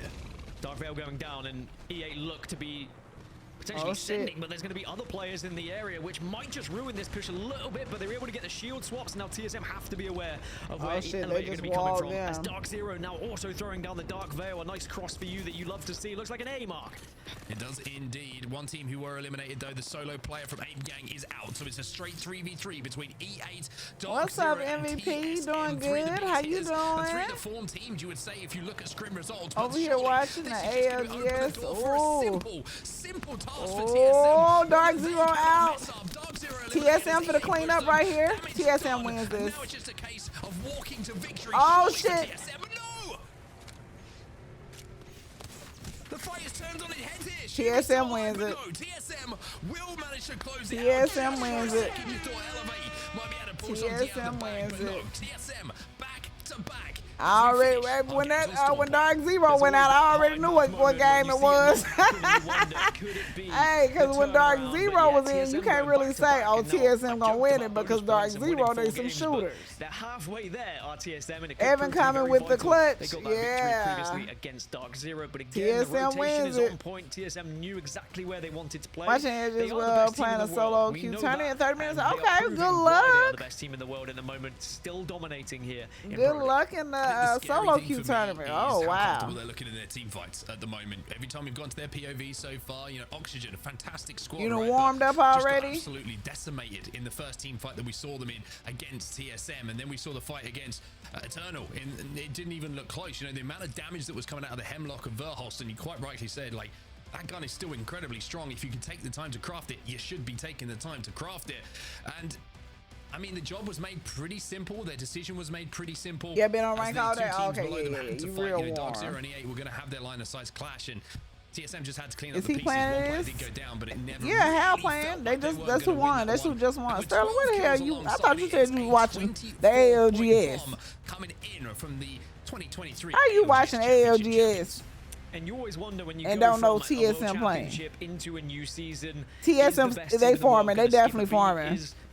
I think he watching AGLS. Legends going to affect how they approach the game, and TSM still he watching a knockoff.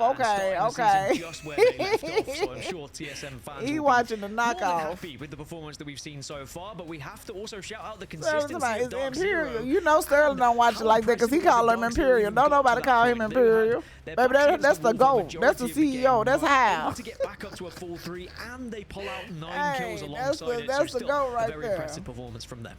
Yeah, very strong performance from them. Elevate as well, 16 points for them. And I mentioned in the pre-show that this is a team to watch. I wasn't sure he was actually playing tonight. Okay.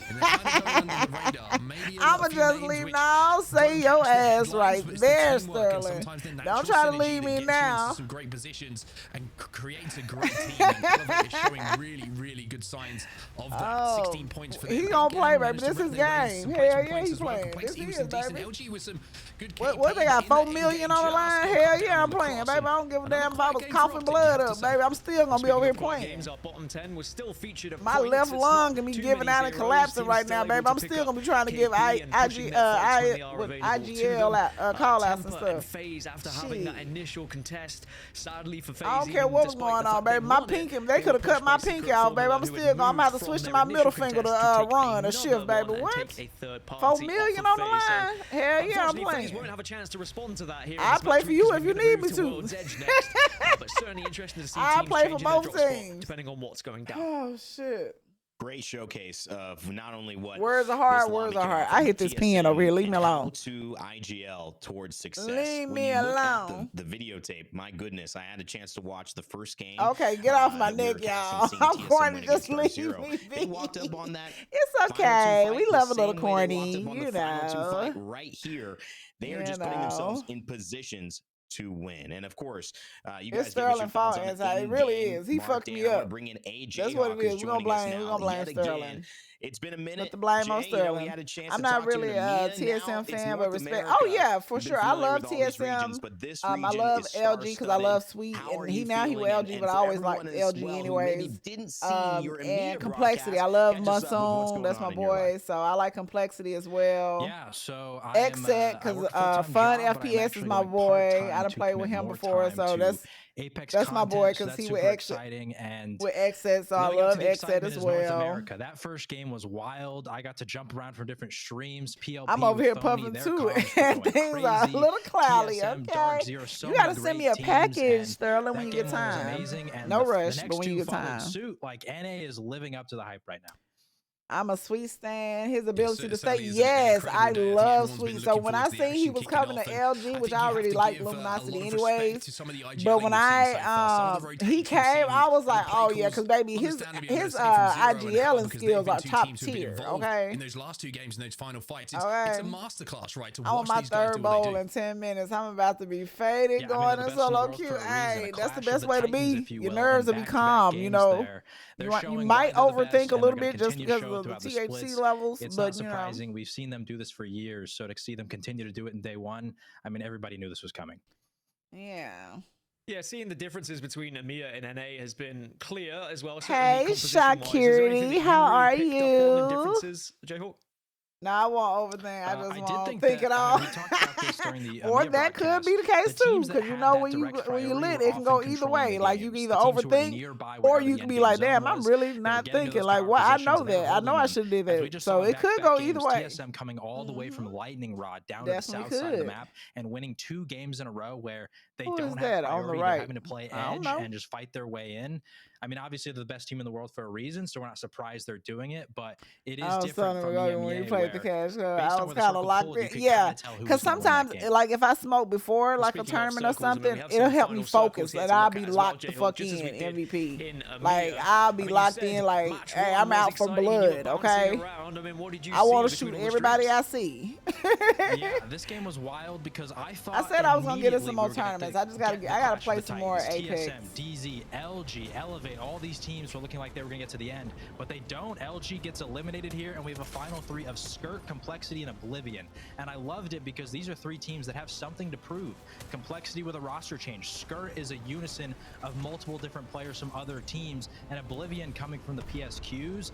It was a really great end game, and I loved that to start off North America, some teams that people have had questions about sort of answered those questions immediately. Now, can they continue to do it throughout the day? That's the big Have question anybody mark. played the Pals World? I mean, keep obviously, seeing game everybody one playing gave now. us a hint that maybe Oblivion are going to be rotating well. They've practiced their storm point enough. Game 2 certainly gave us that information as well. As we kind of see it close out here, you thought maybe Sweet would get his first win. No, Arcology, Oblivion, Complexity, they would be in the mix, and they grabbed this one. But I want to talk to you about something I noticed and see if you've kind of picked up on this as well. For me, there's a timing thing to being in the right spot. We saw in Game 2, Optic, they were positioned extremely well inside, near Barometer, and they were kind of in zone early. But the teams that seemed to have the biggest impact in that late game ended up being the TSMs, the DZs, who got there a little later. And I'm just wondering how much that timing you're seeing play as a part of actually changing the tide versus just being in the right spot. Hey, Ashley. And maybe a little bit too early.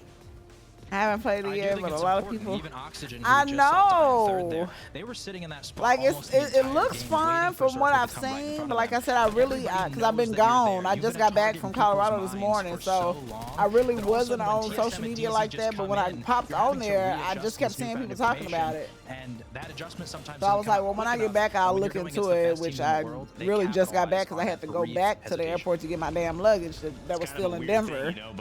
But they caught the second flight. I'm like, how my luggage ain't on a flight with me? Doing the punching in terms of Apex, but one of my luggages really is. does Like, allow I you don't to be even the one. understand how it got Maybe with the separated. step I'm forward. still This one, confused though, on that. But you know what? interesting. Do you think DZ I ain't gonna and worry EA about just it because I decided, got my hey, best we luggage. could play for a second here, or was this just the nature of how these catalyst walls set Oh, up? let me see this play right here. Okay. I think realistically, based on the positions that TSM had, they had the most cover. So naturally, the other 2 teams are just going to duke it out. They got to duke it out. That's why they threw that wall right there to block TSM we've been off. singing the praises of TSM and DZ.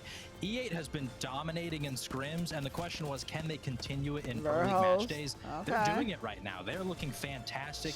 In that game 2, they finished in 4th with 9 points. Here they get 16 in this game. And they're living up to those expectations that they were setting for themselves in scrims. Okay, TSM kind of set that bar, baby. LG still in 5th place, Complexity down to 7th. They got in a sticky situation last match, but hopefully they can come back up. Them 25, and LG always going to be a threat when you have someone like Custom Sweet games when we do guiding that. you Well, I used to do it on towards Fridays the and game. Saturday But nights. taking a look at this entire roster, We A might start versus back BJ getting Hawk, into since it, like we since have you I, here, but I haven't been what's doing maybe it, the Emmy, biggest because story I you're took my looking break at from now for the Apex. second half Like of I've really next been transition on into our Apex last 3 games break. on World's Edge. So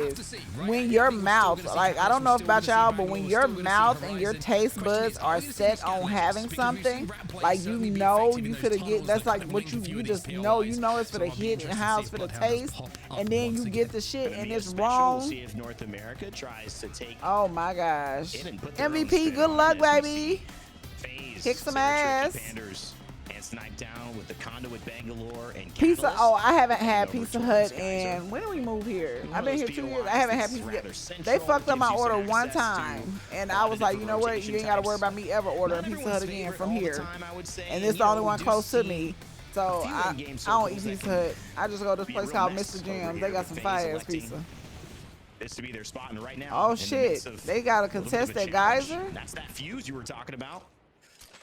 I don't eat pizza. Yeah, I haven't ate in a long shit, at least 2-3 years. It's probably been longer than that for real. You just wonder if this is going to be a contest. Facts be so mad, yeah, Ash. That's one thing that'll piss me off because when my taste buds are set, honestly, this contest seems and it's just like that'll just ruin me. Like, oh, let's just. Well, I don't want to eat nothing. And now I'm mad. I don't want to eat at all now because I'm mad because that's what I wanted to eat. Just see if they can grab a little bit of loot and continue on their way. Elsewhere, you can see the survey camp is looking a little bit ugly at the moment for 2 teams because there's some punches being thrown here. Complexity are going to be one of those teams. I got the pasta every time. The pasta's good. And they got some good cheese sticks too. Oh shit! Lou. Oh my gosh! The way Monsoon walked down on his motherfucking back. Monsoon! What was already a pretty well-earned fight. Let's go. I love my son. 3 kills. That's a nice start Damn. for Complexity. He didn't have to run on that boy head like that. Early fighting as well is something that we'll see probably more so as this day goes on. Teams maybe get a little bit more desperate. And, you know, in some ways we'll see teams you ain't lying, baby. give up. What? It's always a risk. Now I don't even want it. I just want my money back because now I'm mad. I'm mad now. Mark, and just setting yourself up for success to have a good placement in day 1. Skirt have done so, staying in 6th place and having a little fun on the Mirage ship as we get an overview of the map. What are we seeing? Well, it's important that Complexity won that contest because the zone is going towards where they are basing themselves at the moment in that train tunnel. Native Gaming, they're in a really good spot as well. PLP, of course, they're going to be moving in. And this is a zone where you want to control that northern side, right? If you can get into a position, maybe hold down the northern side of that tunnel. If it pulls all the way north, you're going to have the least line of sights onto you, being able to play in that little crevice that Complexity are maybe looking to move into now.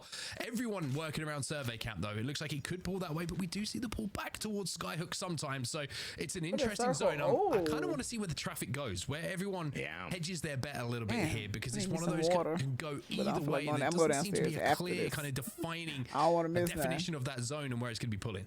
Yeah, and it does tend to be a bit, I mean, I think clear to a lot of these pros where the circle is ultimately going to end. So you may see some teams try to move a little quicker just to get into those zones, feeling a little bit more confident into where it might be. But at the same way, we've seen a lot of teams showing up late in those final circles have the better end of it. Phony. Yep, get back to your thing. If he wants to stick into that fight, he's going to retreat back with his squad.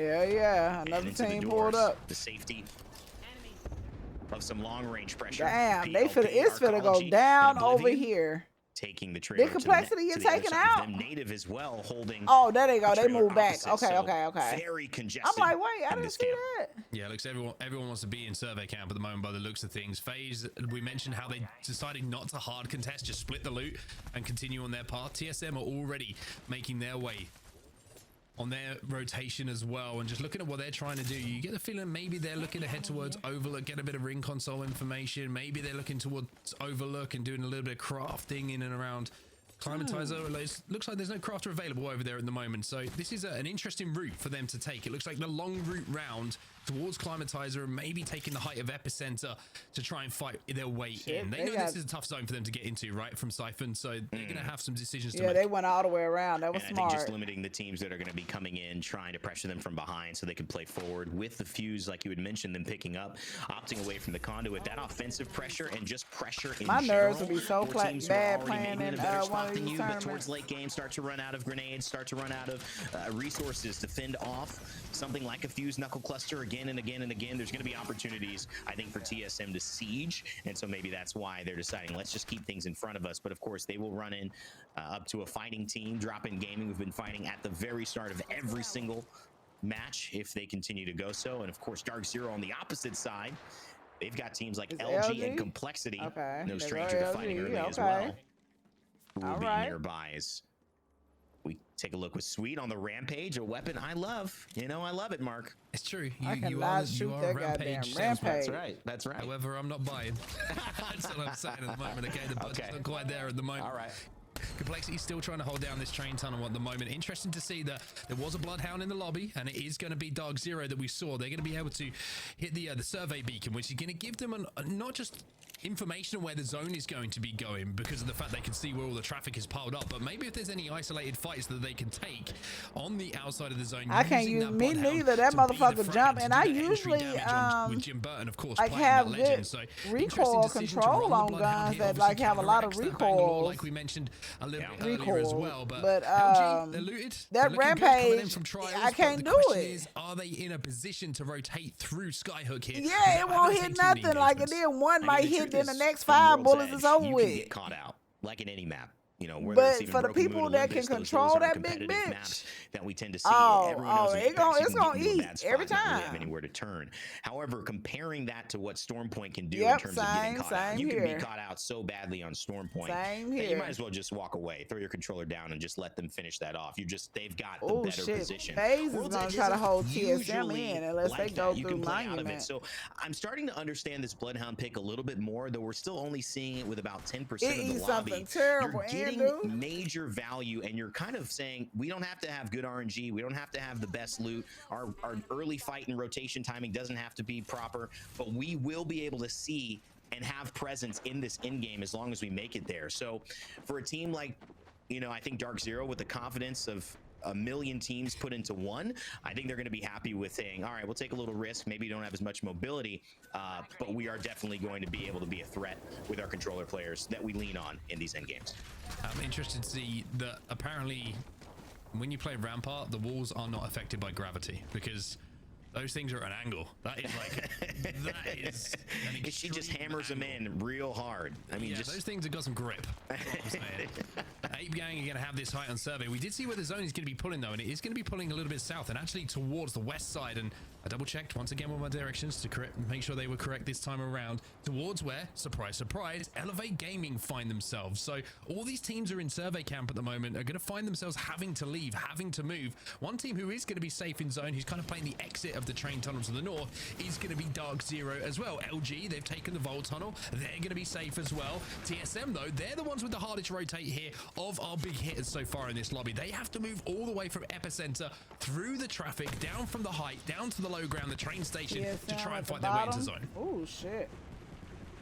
Just an over look at epicenter as to the positioning of TSM. Sometimes a very dangerous spot to play, but they do have a gravity lift that can get them up top, maybe buy them a bit of respite if things go wrong.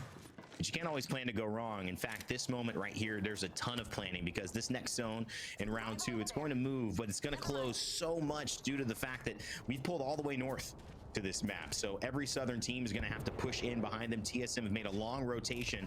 They will be safe for the time being until round 3. But that's about it before they're probably going to have to move. They're praying that thing comes their way. Meanwhile, Zach Mazer and LG in the midst of a tangle, one below and one above inside the building. Let's see who gets the edge. Well, someone just came flying towards him. That might have been Sweet, he's on his back at the moment, but Sweet might have been able to do his best Superman impression and get back to a position where he can be rezzed, and that's exactly what does happen. So both teams are going to be able to reset here. Even though a couple of knocks were traded, no one was in a position to finish them. So we are going to see the continuation of this fight. Elevate control the inside, which is always going to be better because you could be the team looking out. Underneath is so vulnerable. Unless you have a legend that can eat up grenades like Watson with that interception pylon, you're just kind of waiting for damage to be done because you don't have a way to create space around you. Unless you have pressure on the outside, which is, you know, maybe what's happening here with some of the rotations. It has to be worse for Zach Mazer and them to try to pressure because they might get poked from a third party. Otherwise, LG is pretty much in trouble. They are not in the driver's seat. You could say that, at least in this position. And that's one thing that is extremely important to know. Dono Gaming, 2 points only. We're in our 4th game. Duplex, Sinox, Crust. Impressive pros in their career so far. Together, not putting it on the board the way that they would like. Could this game be a change? They're going to have to get through this very contested choke mark. And Optic Gaming, another team who high expectations haven't really shown up today. They need to get through it as well. They do have a great position though, Optic Gaming. They're trying to hold DNO out now, right? Well, they've managed to force them to retreat. And with a little bit of a spray coming in here from Noct as well, they're going to keep chipping away and keep trying to gatekeep them on the outside of this zone. This is a big opportunity. Damn, only one team is down. However, keep your eyes in on the top third right ring. side, This shit is gonna get ugly. Wow. Still remaining. Exactly. That's what I'm saying, casters. As well. So I mean, it's pretty ridiculous to see that amount of people players in the still third, lobby, that amount of goddamn. teams, as Zone 3 is about to close in 60 seconds Right. And it's the exact opposite of what we would see in probably a storm point. That's a south to lot North of Pole. goddamn. Just because there'd just be so much chaos. It's so difficult to traverse that amount of space and that high ground. So many other teams are just positioned easily to pick you off, add damage, third party, and make it difficult. But in this strange way, we have seen all of these teams land enough north, land enough west and east that there really hasn't been too much of a committed fight. And maybe that's also the fact that it's game 4 and they know that the stakes are high. Optic Gaming and DNO still holding each other on the southern side of where the zone will move. TSM at Epicenter where we left them, and they will have to cross phase. But I'm focused on the north. That's not enough space for what looks to be about 11 teams sitting at the top of this one. It's gonna be. Yeah, I think it's one of the go contributing factors to why we're seeing the somebody lobby got a how it is with crater. 19 squads still alive is I think there's been some pretty bad zone reads, maybe some early bad zone reads that everyone else has kind of piggybacked off of. Teams maybe who didn't have survey beacon information themselves see the traffic, they see a scam, whatever it might be, see teams rotating, and one bad rotate has kind of turned into a few others where they thought survey camp was the play, and instead they've had to change that kind of plan now that they've seen the zone is pulling away. One team is making an early move to the other side of the zone smartly as well is going to be Complexity. Complexity do manage to hit the balloon inside of the train tracks and get all the way across to the other side. And look at the kill feed now. That's what you're going to see. This lobby is going to get cut in half as everyone has to leave survey camp. Yeah, and you know, it's exactly it. That is exactly what happened. They called survey camp. At least 5-6 teams called it. Probably more of the lobby called it, but just wasn't there. And now they're in trouble. These teams fighting for it, and this is what happens sometimes when you make a bad call. You got to work with what you got. Native Gaming don't got a lot. Bangalore ult beside them. Double time passive. An X for Clane, 30% more movement speed. Piercing spikes, 1 of 2 down for Rambo.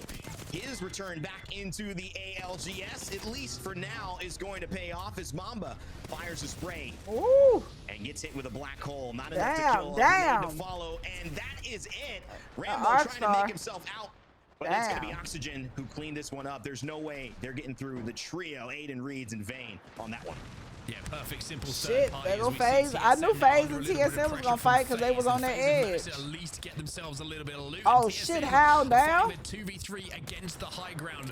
Imperial How has gone down. They're trying to okay, big Fusey. Oblivion going to be eliminated as well. One of those teams who took an early rotating decision to go into survey camp. They've had to leave, and this is one of the beauties of Fuse, right? You can suppress the team on high ground. You can allow your teammates to get the time they need to get back on their feet. There's the Q away as well. Damn, How went down again. Trying to push this. This is very rough, and there's no ultimate They are to in use. a fucked up situation. Must have used it just a little bit ago, maybe just to establish this new space coming out of Overlook, Epicenter. But this is where you need to see Reps Tiffy. He started this fight with about 100 damage, and he needs to get up to about TSM ain't 500, gonna lose this one. Okay, Masoom got a Aberelli. Space and time to get his teammates back up because it seems like the challenge with FaZe just did not go their way, and I think at this point they may have abandoned it. They had the team up high. Taken over that space. Reps hiding behind this rock, just trying to salvage what was a fight that did not go their way. And hats off to Zeratricky and Panders. You can see how good they are at maintaining not only an advantage in terms of a fight, but also just fighting in general. They're deadly. They're calling a MOBA here, and I'm wondering if Reps is thinking, hey, I could ult this. I could ult this and really cause some problems because he knows both players are going to be pretty close to that respawn beacon. Maybe he's thinking about doing it late so that he can kind of escape and hold FaZe up. But Snipedown is going to be back in the game, and we've talked about how the respawns are very different this season. Yeah, because you come back with the shield. You come back in with your guns. You got to hope you can get back to your death box for a bit of ammo and maybe some attachments, but you could cause problems as FaZe control this side of zone at the moment, and they're trying to force everyone away. I mean, let's just not really talk about Reps anymore right now because I'm looking at him. He needs a miracle to survive. He's in the middle of GKS and FaZe, and Oxygen are about to make their way over. How you but doing, Tiffy? We've seen crazier things. Let's hold off though. And let's be surprised by that. No surprise here with Ape Gang, who have maintained this position. The rampart walls are working for him. Bursty, the only rampart in this lobby, and the only one we've seen all day long, showing exactly what this legend can do and what legends can do in general when they're given their prime positions, their prime circumstances to be successful. And this is exactly how you want to use a rampart, to hold space. TSM just got eliminated. Dominate from I'm doing good. Tiffy tired, but I'm. Oh damn! Cannot recreate what they did at Champs. DNO are also going to be eliminated. That long-standing battle that we saw with Optic Gaming comes to an end, but Ape Gang up on this high ground. They've held this for so long, and like you mentioned, they got this high ground up here watching ALGS, but I'm tired. They will have to move as well. Just got back in this morning, hell, and then been ripping and running since then. And we got back to the house at like 4:57, like right on time. This is a big opportunity for Optic. They cannot let this kind of game from this kind of position. I had to go back and get my other suitcase that was still in Denver, but made it to Dallas finally. Under or around those train tracks, right where Optic are hanging. And looking towards Dark Zero, already have a great position there. FaZe kind of going to be able to be the troll under the bridge and work their way out from behind. Too good, too good. They got some snow here in a little bit. They better go and chill out. It's colder here than it was in Denver. In kind from them, they can get a swap as the ultimate hits if they want to do that. They say 100% snow at 8 o'clock. Try to take it. They avoid it nicely there. It looked like it was gonna rain, but now it's my snow We've heard here. them once. They couldn't quite get the job done, but they were close. Let's listen into LG and see if they can take the win. No. They're right above me. I'm hitting fletch. Kill them. Me. You. I clipped one. Kill him. Should we climb? Yes, fine. Last one. Oh shit. Wait, you didn't kill him? No, I just shot my energy. When I'm saying kill them, why are you asking me to climb? Certainly couldn't do it, Mark, but that doesn't mean they didn't give it a try. It's chaos here as the zone starts to push in. Damn, because there's so many teams in there. This fight, right? Knocked his last player alive for Optic, but E8, who were inside that building for so Optic long, dead delayed too. long enough for LG to have to make their move first. They come in and who's left in this besides E8? They now own it, but who is still in this lobby? Optic out of there. GKS full. Surprise, surprise! It's Dark Zero again. Dark Zero. This final fight. It's a 3v3v3. Dark Zero know how to make it to the top 3. And FaZe, who made that decision to not contest FaZe. guys, and they left wanting to play the long game, and that decision has paid off. Just incredible from FaZe to make that move and find themselves Dark here. Zero, FaZe, and E8 behind them. And Dark Zero have just had the best spot the entire time near these train tracks. They can play height. They have cover with these boxes and the mountains from above. And they also, right now, have a Bloodhound ultimate. We're going to see how this works out. Doesn't look like they're going to be missing much. Elevate, however, they're going to be missing all of their members, as that is an easy wipe. It's going to be a FaZe and Dark Zero 3v3, Mark. Yeah, damage been done as well here by FaZe. You can see the Zero's taking shit, Zero. No, we can't. It's going to be FaZe who get that first knock, but Sykes is going to answer back. Sykes, the new pickup, looking once again to prove he is the man to take Dark Zero back to glory. A second one for him as well. He Dark Zero. He's going to get it.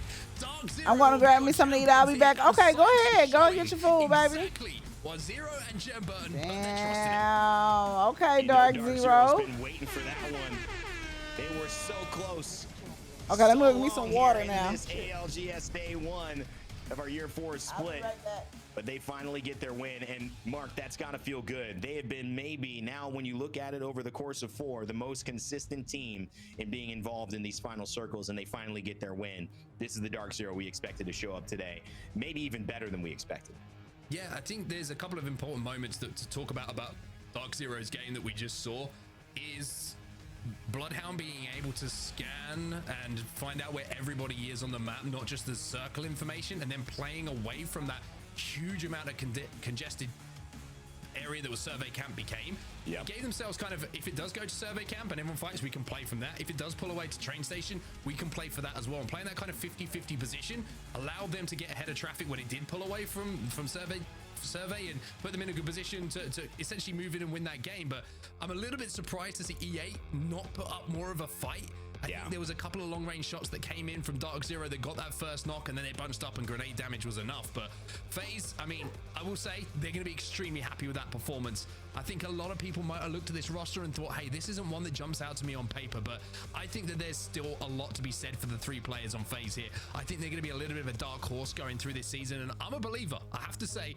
If they can either win that contest over at Geyser or decide to get enough loot and can consistently get enough loot and leave, I think they've got it in them to put some good points on the board consistently. I mean, it's not like Zeratricky and Panders aren't proven. Snipedown, we know, leadership-wise, absolutely proven. Winning-wise, absolutely proven for multiple games, and especially here in the ALGS. Just hasn't picked up that flow recently, but this could be it. Elevate Gaming, too, you're right, I was surprised, but when you look at the way that most teams are used to fighting within smoke right now, it's rare that all three teams have that level of the ability to fight you so clearly without digi threats on them. It can happen there, but I think there maybe was, oh man, we're fighting a Bloodhound now. This means that we have got to take the pace to a different level. We're not going to be able to hide at all. We have to treat this as if it's go time 100%. Optic, decent game. Ape Gang had a really strong showing, and I'm liking the Rampart. And as we look towards the bottom 10 of our showcase in game number 4, still teams that can easily keep performing. Oblivion maybe comes to mind. They've been very consistent over 3. Their first stud so far on World's Edge. I'm sure they will bounce back from that. PLP, I'd like to see what they've done. A 0 this time around, and obviously Complexity. They were in the mix, a top 2 finish in game 1, 13th here, but still 4 kills, showing Mark that they're willing to fight and they're feeling pretty good in terms of their at least contests. Yeah, the contest looked pretty comfortable for Complexity, to be honest with you, but apart from that, not really too much to talk about. They forced their way into the top 10, but I think that was just from the long-term position that they did have. It was the next fight where they really didn't contribute enough to force their way towards that end game. TSM had a little bit of a rough game there, a very tough rotate for them. Decided to go from the side of Epi, which was a little bit of a surprise, but also you can understand it coming down from that height. Maybe they thought it was going to pull back towards where those rocks were a little bit more. Alrighty, I'm back. I mean, TSM, they're not going to win every game of Apex Legends. It's a fact. You know, you do still have bad games, even though they won 2 back to back. I mean, I just want to bring up again, TSM, Dark Zero. We've seen that back and forth last year. We see it today. It's just so much fun to watch on North America when you have 2 great fighters going at, and it really reminds me of a little bit of Messi and Ronaldo, you know, for our football fans out there. Just 2 greats, people, obviously different types of accolades at different times, but you can tell the talent is there to be able to win it all at any given moment. Talk to me just a little bit about, you know, not only just Jen Burton and Zero picking themselves back up after a disappointing finish in Champs, not what they wanted, but also how well Sykes is just meshing into this squad. Well, first of all, I just need to say that between Messi and Ronaldo, it's completely incomparable, and Messi is a far superior football player. But anyway, Dark Zero, let's take a look at what they did in that game, because I think, you know, you're talking about synergy, you're talking about teams coming together, and I love the way that Sykes is playing on this team, by the way. I think that Sykes plays best as almost a secondary slayer, and I think he steps in perfectly, right? He can capitalize on damage that Jen Burton does. Jen Burton goes in, and a lot of the time he will be an instigator in fights alongside Zero, who can get a little bit of damage down, and then with the movement he has on MNK can usually get out of there, which leaves Sykes in a perfect, almost natural feeling role for him on this team, which is just to move in, clean up the damage, use that R9, that car, whatever it is that he's so proficient with in those close range fights. And it's almost as if he can take fights without pressure a lot of the time, because a lot of the work would have been done by his 2 teammates. And I think that final fight was a really good indication of what Sykes can expect to do on this team. And I think it makes Dark Zero a very good looking unit, but you never know with Dark Zero. You know, the next event they might not win it, and then they just make a change. I mean, exactly. Oh shit, Dark Zero took the lead with that one? Or 2. I mean, one of the thoughts I had, that was that we match. can talk and bring up No. as these weeks go by, is maybe that they took the lead with that one. Maybe just the way Zero and Jen Burton or their length or tenure together in the ALGS. Zainu coming in new, a star in his own right, but Sykes maybe a little bit more tenured, a little older, maybe something more alignment in terms of the way that this is fitting right now, in terms of the goals without needing to really speak them. Obviously everyone wants to win, but there's just different paces, different decisions. How do you practice? How do you think about the game? Maybe this is just something that meshes on a lot of different levels for Dark Zero, but we will find out very, very soon if they can keep this up. TSM don't win. They don't go back to back to back. It's Dark Zero's turn to claim the limelight. When we come back, 2 more games to close out day 1 of year 4. We'll see you in a sec.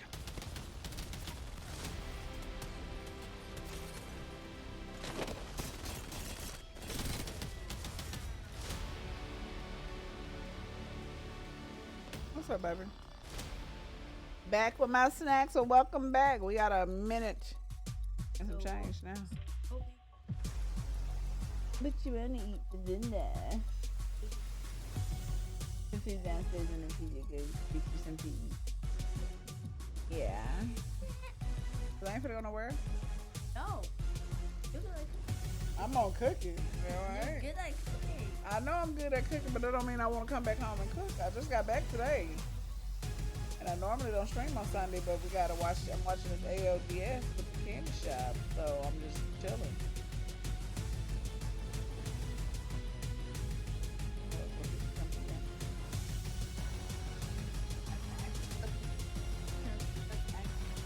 No, wait, eat some what? Oh no, eat some food. Okay, you guys can eat. I'll cook tomorrow.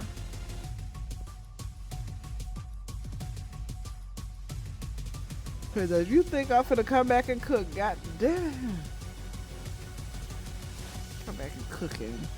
Once you get the snack on, Tiffy, I had to go get me some water real quick.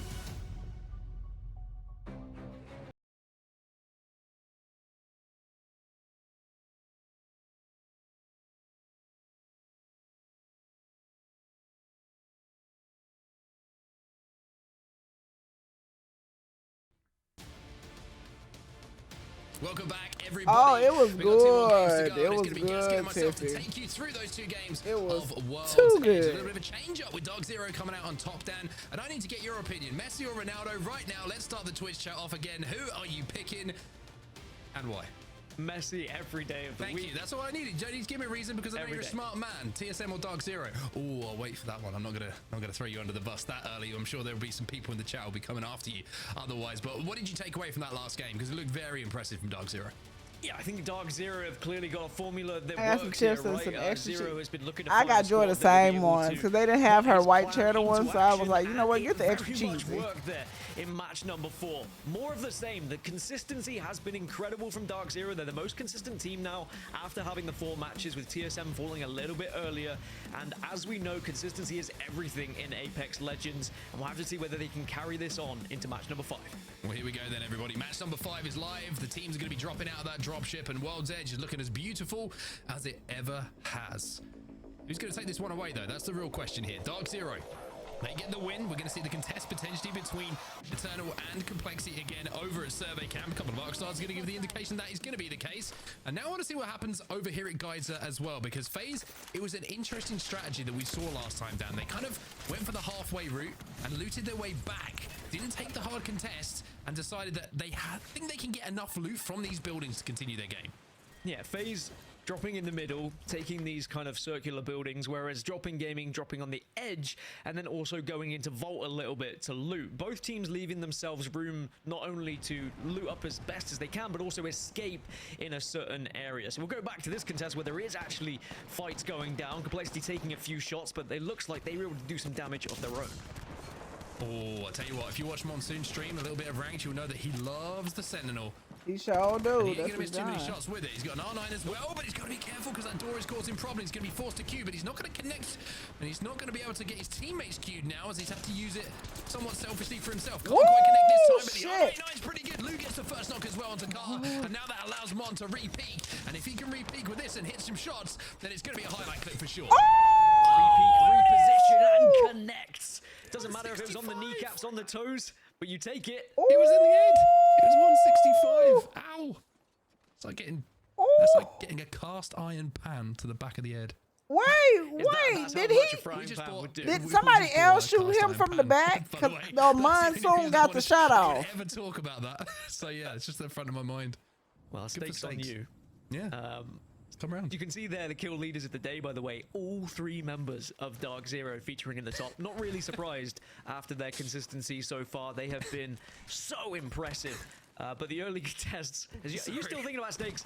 I don't know. I never thought I'd be talking about cast iron pans on the Apex Legends Global Series. But another fight going down here with Oxygen and Secret Formula.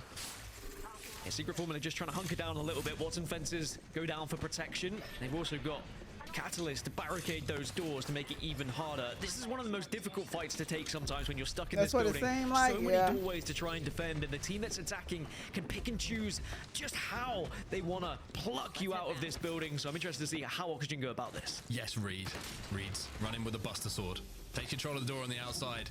He says he's going to pull that thing out. No material added this time around, but looks like Oxygen, we're going to decide to leave this fight for now, and I think it's smart. You can see there was Watson fences down. There's potential of a gen coming up pretty soon. It also slows down the rotate. So Oxygen, having not got initial damage, decided it's more important for us to continue on our path. Oh, they could have gone also ahead. continue on your path. TSM said we could have gone to get in this time. The evac is going to be TSM, who are working their way into Monument, where it's looking like teams are starting Somebody to stack up right here. there. This could be our end game. Yeah, I think everyone is Oh, banking shit. on Monument here, and TSM already landing and having to take a fight. It looks like they're not able to commit to it, and they're being shot by more than just one team, and this is not fun for them at all. Dark Veil goes down just as the extra little bit of protection as TSM trying to reset. Oblivion also in Monument doing some damage here to the TSM squad. Come on, TSM, get the fuck up out of there. Actually coming in from Verhost on the Catalyst to make sure that he cut off the line of sight, and also gave a little corner just for everyone to heal up, and maybe TSM will think about pushing this again in a few moments time. But it's going to be a pretty tough push for them if they do just try and decide to do so, because of the fact that it's a narrow doorway to walk through, and I think Oblivion want to try and force them away. I'd like to see them be a little bit aggressive here, maybe just have a little bit of a peek, as we do see Hal go down. I'm pretty sure that was a Kraber shot out of nowhere, and now TSM, well, they're in a little bit of shambles. Yeah, this isn't going to be easy for them. They might be able to get Hal back up if the team in Monument doesn't push. And oh, shit. Unfortunately, Hal goes down. And CSM down to just a 2 now. And damn, he moving. moving. It's Zainu with the Kraber as well from distance, being able to finish off that. Oh, that shit. He like, damn, I can't sit in none of the TSM at the moment are corners. probably thinking, this isn't a very fun game, is it? Just let us survive. Shit, they in every corner. I mean, every angle they move, somebody was there. Like we saw Dog Zero oh, Lord, no, don't hit him. I was holding my breath to oh, make me, sure I was holding my breath too. There, because you could see you were what's up, Ahmad? Don't hit him. Don't do it. Please don't do it. Oh, Lord. Sideline on it, but doesn't want to waste too many bullets on kills that they can't necessarily convert. So just going to hold and have some trigger discipline. As I say that, he's like, actually, screw it. They're on the balloon. It's easy targets. Imagine. Thank you, Ahmad. Ahmad. Bullet drop. That would have been quite some shot. Zainu now it was amazing. I had so much fun. I had a good time. I really had a good time, and I was happy seeing my friends. Overall, the team's moving in from Monument. It was a good trip. Having that overall, Kraber up there as well 10-10, makes it so difficult for any teams to even consider pushing them. They know where those bullets are coming from. They will have heard that Kraber being fired. It's such a distinctive audio cue for teams around. So PLP are going to be safe up here for quite some time. Yeah, a great circle pull for them and the position they found themselves in, as everyone's going to have to head to Monument. There is still places to play here, or space to play, either way it works. A lot of room on the southwest side, and even though it's not going to be a guaranteed position for you in the late game, it is somewhere you can survive if you are rotating late from the southern side. So it's not going to be all doom and gloom straight away, but you need to have a secondary plan once you get there. So there's kind of checkpoint areas where teams can position themselves temporarily, but then what is the bigger picture? How do you win this game? That's what everyone's thinking at the moment. When you're in this kind of stage, everyone's like, where do we need to go to win? We had a really good time. To fights and committing Hell, to just it's colder here than in Colorado. Shit, I said I could have stayed in Denver for this shit. It's colder here than it was in Denver. Taking quite a bit of damage himself. The conduit. Oh, that conduit is fucking them up. DIG, who are causing them problems at the moment. Duplex, he's got a Buster Sword of his own, and I've got a feeling that it's probably slowing him down a little bit because that thing's pretty heavy. Yeah, I don't think they thought about that when they...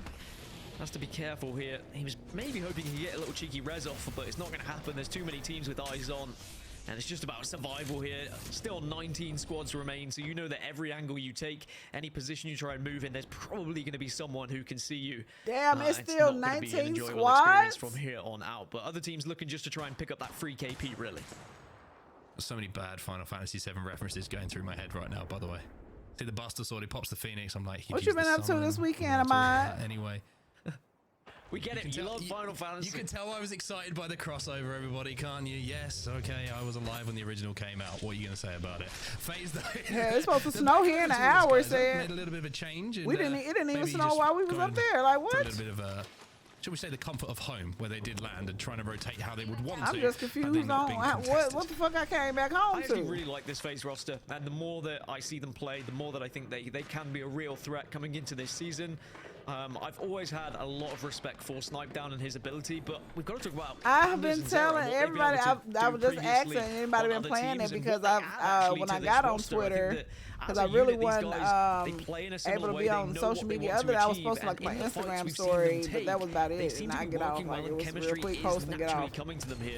But when I got on Twitter, I seen everybody talking about it. I was like, what the fuck is this new guy? I think that's the important word to use though, right? It was like, yeah, Pokemon. This way better than Pokemon. So I was like, who's going to be taking the reins? I ain't never played Pokemon, but done the majority of that. You could say that maybe Koyo has been pandas, and Snipe Down's been put into a position of comfort, it's been snowing up there. You know, do what you do best and make sure you hit those nice Snipe Down like frags and you clean up damage that we do. But Oxygen Esports, who, speaking of fraggers, are three of the best. And they're having to force their way through the tunnel at the moment, and Reese is getting taken off that head glitch. Well, actually, I think they're holding out this team in the tunnel, so it's working out okay for them. You just have to sit back, wait for the other team, and press their advantage if it comes up. Black all will day. go That's down, probably but gonna turn 30 into damage, sleep because it ain't supposed to be. it's good ticks with the It's Volt supposed to be to a make sure the Sleepy high, Panda goes down. The rest of the 46 team tomorrow. supporting Vayne there to get the initial knock. They better not Sleepy cancel Panda, take a nap. It's gonna snow and As that first knock is not going to be capitalized on as yet. As we see oh now, my gosh! Shots from Reeds again are going to be pretty good, and surely this is going to be a clean wipe. No one should really. Oh my gosh! The way they ran through them. Oh my gosh! They hold out perfectly. GKS will be eliminated. It's our second squad to go down. And once again, Dan, we have a slow burner of a game where we are seeing everybody realize, even in week one, how important every single game is here to make sure that when the standings are done at the end of the season, you have as many points as you could have racked up. Yeah, I mean, there was a period of time during ALGS where you would just get points for where you finished in the overall standings, but now it's about your accumulated points of where you've placed, of where you've got kills that go into the overall standings as well. So it's not about trying to play catch-up in games 4, 5, and 6. Instead, it's about trying to put as much points on the board in general, and that's why we still will see teams playing it slow, playing their game, not doing anything crazy, not taking too many risks, even in these latter matches. Now, there was a short period where Skirt were also in landslide looking at Oxygen, but that fight finished too quickly. It do look fun. I'm away for the IG story. Candy talking about school is closed. Hey, shut the hell up, Rick. What is Power? It's something like they said like an open world. I don't know. Oh, it's free on Game Pass. Oh, say less, because I kept seeing everybody talking about. And they'll be able to stay there for quite some time. But the Game Pass version a bit. It might be stacked up on top of each other. One team who was a 1, who has become at least a 2. In fact, what's up, baby Super? And yes, I made it home this afternoon. We got, well, it was about 11:30 when we got actually in the truck, so. Yeah, I got home and then had to go back to the airport because one of my luggages weren't here. They do have an evac tower by the looks of things. Otherwise, it looks like Dupe is just 10 times faster than everyone else. It is early access right now. Oh, okay. To Monument, the west side of it at the moment. And I think one thing to talk about here with FaZe is this is going to be a tough rotate for them to make. And these are the kind of games where I think you get a good gauge and yeah, it didn't snow there, but it's supposed to snow here in Texas. It's colder here in Texas than it was in Denver. Successful. It's not an easy move for them to make, and with 50 seconds left. Yeah, but you got to pay for it on Steam. Game Pass is free. I'll tell you what, we got a listening ready. Let's go into the comms and see exactly what the plan is. Yeah, Monument's so new to me still. Yeah, look around, just start. Pan, I want you to pick something. Like, Nicole said we run to Denver down here to Texas, but baby, it's cold. It's colder here. Like I was like, shit, I didn't put my scarf, my earmuffs and all that shit back the fuck on. Oh shit! I just landed on a full team. That was fucking tragic. Oh, he just landed on a whole team. What the fuck? Yeah, we just went way too fast. I think right there. Wow. Oh, you like free? Yes. If it's free, it's for me. Take away from that one, Dan.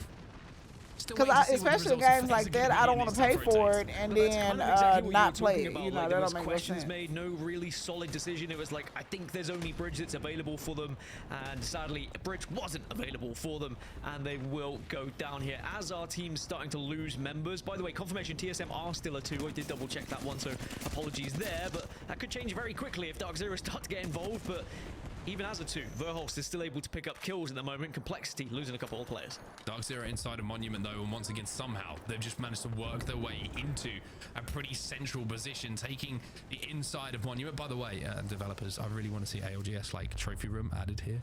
I'm just saying, just an idea. Don't worry about it. It's a free one. You can have it. You can take it away. But it was Optic who were holding down that bridge. They've got to be careful though, because the Xbox version it's actually better today. He's only got 1 shot left with his Kraber, and it needs to be good. It's 140. but it's not good enough. Also, a trophy room wouldn't be that difficult to design. There's only 2 teams that have won trophies, so surely... When the game came out on Friday, it was 1 million people on there. Easy. Oh, well, that would definitely... What do we know? Complexity just got eliminated. 15 Damn. squads now remains, so everyone's picked up an extra placement point. PLP still holding this high ground. PLP still holding that high ground. It's Dark Zero who are trying to press their advantage here at the moment. But yeah, that would definitely cause it to bug. 1 million people on the server, and it's just early access. I mean, this ain't the full. Oh yeah. Well, Flat are going to make their move at the moment. I hope it's good. I mean, it's going to be good enough just to slow this push down, though. Flat trying to move in and clean up the damage. And you would imagine, be in a position to do so, but I mean, that's felt like a fairly unnecessary frag grenade to take. However, the Q does come in now, and now you're going to see them try and flood into this building, finish off these final players. And one's on the toilet. It's never a good place to be caught with your trousers down there. It's like Jurassic Park all over again, as unfortunately he's going to be at his his demise. Doing a finisher move on him. Singing songs on the load, but 28 seconds until this round closes. And I will say, where this zone is moving, DNO in a pretty good spot, so are Drop in Gaming, and so are the 2 remaining players of TSM. I'm gonna see if I can download it on the Xbox Game Pass. Because people are going to be trying to take that prime real estate off you. On the toilet as well. Outside of the circle at the moment, but they are going to be approaching from the southeast. Maybe they can you play with others? Like, can you play with other people? They won't be safe on the bridge, but if they can slide in late and maybe take advantage and third party something, there is a play to be made. PLP, who have had to leave, of course, the height of Epicenter, now they're in the position that TSM were in early game. And inside of the building is, I'm pretty sure, still Dark Zero. This guy is multiplayer. So okay. Very interesting fight. As now we see TSM under pressure. That's the real question. Okay, right, Tiffy. Can I play with my friends? Cross-platform. The difference now that you're seeing with Monument in comparison to previous World's Edge iterations is there's playable space, but it feels like there's so many angles that you can get shot out from instead of just being, you know, cohabiting 32 people. Okay, well, definitely won't be that many. I don't want to. Unless it's like a server. Is it a server? Can you have like your own server? That's only I can see putting 32 people in there. And Bochecks in the lobby that can just pick you off in a couple of bullets. So you do have to be careful, and that's where some of the legends that give you a little bit of cover will come into play here. But now we'll see whether PLP, how they want to approach this next circle. But for now, they're more than happy to reside in this current area. Just got eliminated. 11 squads left. It's Optic who pick up some of those skills as well. I was playing with my friends today. Optic, speaking of which, we already have a guild and there's 9 people in it. Ow! So you play with your friends and don't want to play with us. What the fuck are we? One is looking pretty good as well. One more team to be eliminated before they find themselves in the placement points and dropped. I mean, there's a reason they like Big Mord. It's because you get Big Mord weapons. And look at that R9. All gold, Digitrack, gold mag, plus the smokes of the Bangalore. He's going to be in a great position to entry and get some decent damage they can push off. Y'all play COD. I don't play that. If we play Apex, you didn't play that with it. What? Baby, we play. I played the Sims. You didn't play that with us. Hell, you can't even play Sims with nobody. But hell, we done played other shit. I don't want to hear that. I don't want to hear that. But it looks like LG, even though they pushed that one, they're now being griefed by another squad. One time. But they're alive for now. Where is Sweet? One time. For now, it looks like they're going to be trying to move. And I played Apex for 5 years. As now you'll find a team walking. I played Apex for 5 years, and you play one time in 5 years. Again, pick the perfect moment to pounce on a team who was weak, who looked vulnerable, and LG. Damn, LG got eliminated. They will hit the death box. Yeah, taking advantage of some of those squads that were just griefing from a distance. Oh my God, 2 times? I don't recall the second time in 5 years, but I remember. I remember one. I do remember one. Dark Veils have started can't even type straight. Hello. To those teams who have to make a move. No, thank you. I'm straight. On top of this railway, but okay. You're very vulnerable up here. But as long as you can be big, as long as you can output a good amount of damage, I played with you and Nicole, and I played. I remember the customs. I do remember that. Elevate, who have had to force their way forward. Well, they're going to be taken down. It's another top 10 finish for them with a couple of KP. But this time it's Dark Zero who come out on top. But look at Native. They are holding down the angles, and Dark Zero, as great as you are, oh shit. You win this unless your name is psyched and you're playing Oh, Conduit. Sykes He is fucking destroying shit them up. and forcing Dark Zero into this zone. Somehow Dark Zero still alive here and forcing Native back and making it work. And Sykes, you know, there's a lot of pressure on this young man's shoulders being added to this roster, but boy, is he living up to expectations. They may well go down here, Dark Zero, but they've been able to stay alive to get those extra placement points at the very least, as Sykes still just about surviving. Yeah, Sykes is still a problem as a solo. Typing fast. DNO will be eliminated in the meantime, and I tell you what, Sykes, I wish I was. he's found himself Wait, a kill on what? Senox as well. He is the player Damn, that sends Sykes. them to their deaths. Unfortunately, Dark he'll Zero be sent out. to his as Optic will move it. Optic now into the top 5, Dan. It is I almost forgot like Sykes they have was risen. with Dark As soon as Zero we change now. over I've been to off my World's Edge, Apex scene. Stormpoint looks a bit ugly for them, but World's Edge is looking Yeah, at a somebody completely threw that different smoke story. And in correct the me if I'm wrong, storm. I don't think Optic got a beacon throughout the entirety of Stormpoint, and perhaps that was one of the reasons why we didn't really see much success from them, but maybe it's going to be a little bit better on World's Edge. Now, Optic Gaming looking to try and press in, looking to try and find more success. Let's jump into a listen-in and seeing how the green wall's going down. Yeah, left Kraber, one of the left scaffolding. He's just staring at them. If they bang ult us, I'm gonna instant bang ult back. Okay, I have wall. You have all right skills. They're getting shot by a lot of people. Yeah. I think they got knocked. They might have. Yes. Did they have a gen shoot a smoke at if you Hey, have on bottom. On bottom, blue armor, 30. Looking. Rolling a nade on him. I'm gonna kill him. He died. Team is hard focused. There's two guys under. There's two guys Left under. is hard focusing. They're staring. They have Kraber dropped. I have a smoke down. They have Kraber though. I shit on them. They wall. All right. We can play off their wall. Play off their wall. I'm picking it. Almost cracked the top. I'm killing cat. Kill cat. Selling. Last guy hit 50 blue. 50 blue. I'm batting. Fucking ults. Climbing up here. Breaking it. They're on the wall. Yeah. Batting. It's last guy. It's last guy. All that. Place though. You should maybe wall this. Maybe wall the right side. Wait. There's a bangle. There's a bangle. Yeah. Climb up and wall the right side. I think we have wall the right. Yes. They're both left. They're both left. Okay, I'm going right. Good play. You have all the space. I bang towards all of them. Nade. Safe on me. Popping a cell. Just fucking play. Hold here. All right now. 120 on a conduit, I think. I'm safe on this fucking crate. I'm playing on you. Our wall's about to go down soon. They have to drop into each other. 78 on the top guy. They walled. Don't let these get right side. We can't. Yeah. They just have to drop into each other. I'm telling. I might just where's the other team? Okay, they're on the height. They're fighting. Queuing up. Yeah, they're there. Turn on 150 dead. On our right, on our close back. Careful. Yeah, careful. Horizon's one. They're both one. Okay. On you guys. Last guy's one. Get second. We got second. Okay. Nice. All right, they said get second. 8 bus, man. Yeah. He said get second. Hey, get second. All right, they got some good points. He said get second. They got it. Hey, the names. Hey, them names was coming in, Reed. Just disrupting Optic. What's up, Karma? Giving Flat a little bit more freedom as they Okay, utilize Flat. that Dark Veil to push over onto the right-hand side. And it was what Optic were worried about. They said, don't let this team push on the right side, but you can't counter a Dark Veil sometimes without a Horizon maybe to get above it, especially when another team can potentially drop on you. So unfortunate for Optic, but they still secured a second-place finish with KP. Far better than their performances on Stormpoint earlier today. Yeah, she pushed them at least up towards the top half of the leaderboards, which is a big difference, right? We talk about some of the weeks that you look back on if you don't qualify for lands, and there's usually one outlier. If you're pretty consistent and you at least put points on the board week to week, He was just like a special guest, Rick. At least in a team like Optic, his name Dark or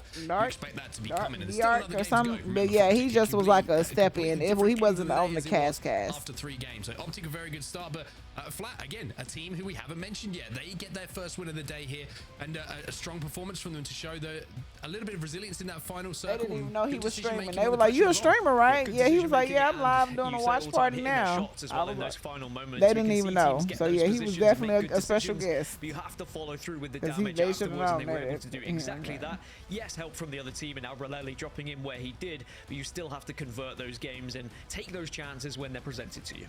Yeah, it's very, very impressive stuff. This is how things look after that game. Of course, Flat on top. And you can see 12 placement points, 8 kills, 20 points total for them. So very, very strong game. And we mentioned how Optic felt like they had a strong one as well. They had AKP to go along that side, that second place. 17 overall for them. Because I was like, I know I'm high, but that ain't the same guy. 9 kills down. 12 points for them again. They will be extended their lead at the top. Yeah, really just putting down and laying down the points at the moment. 12 is Rick a huge said, I game ain't considering that motherfucking they finished high in now. 6th place, and that's thanks to Sykes at times just being able to be a one-man army in certain scenarios, getting them extra couple of placement points on the board. So very important for him and for the squad. As we look down at the bottom 10, I'm sure there were still teams who were able to pick up kills here or there. Yep, just a few threes, a few team fights won between certain squads, but then again, early fights not going the way of other teams. I did want to mention as well, by the way, Sykes somehow got Dark Zero out of that position, and I don't know if they were alive along. They were actually, because he got the kill onto the final member of DNO, which gives him an extra placement point as well. So just little things like that, a lot of eyes on him, understandably, joining that Dark Zero roster. It's a big move to make, right? It's, you know, Exet are a team who have had success in North America. We know how good they've been. Have they been able to turn up on LAN in the same way? You have to maybe say no. Historically, they haven't, but Dark Zero have won championships. You can kind of maybe understand why that move was enticing for him. But again, he would be aware of what's happened previously on that Dark Zero roster, right? He would be aware of some of the roundabout of players that have been there. But I got to give a huge amount of respect to him for making that move, for making that play, and backing himself and showing as well in the first week here that he can be. I think this is the last one today. I want to say I'm almost positive SB. This is the last one for today because they played earlier. You know, even though it's a tough decision, no, it's a risky decision. Tomorrow as well. You're joining LAN winners. You're joining the only other team that has ever won trophies in this game, and you're putting yourself within the opportunity to be the best, and you're trusting that Dark Zero can find that same kind of firepower that they had in previous seasons.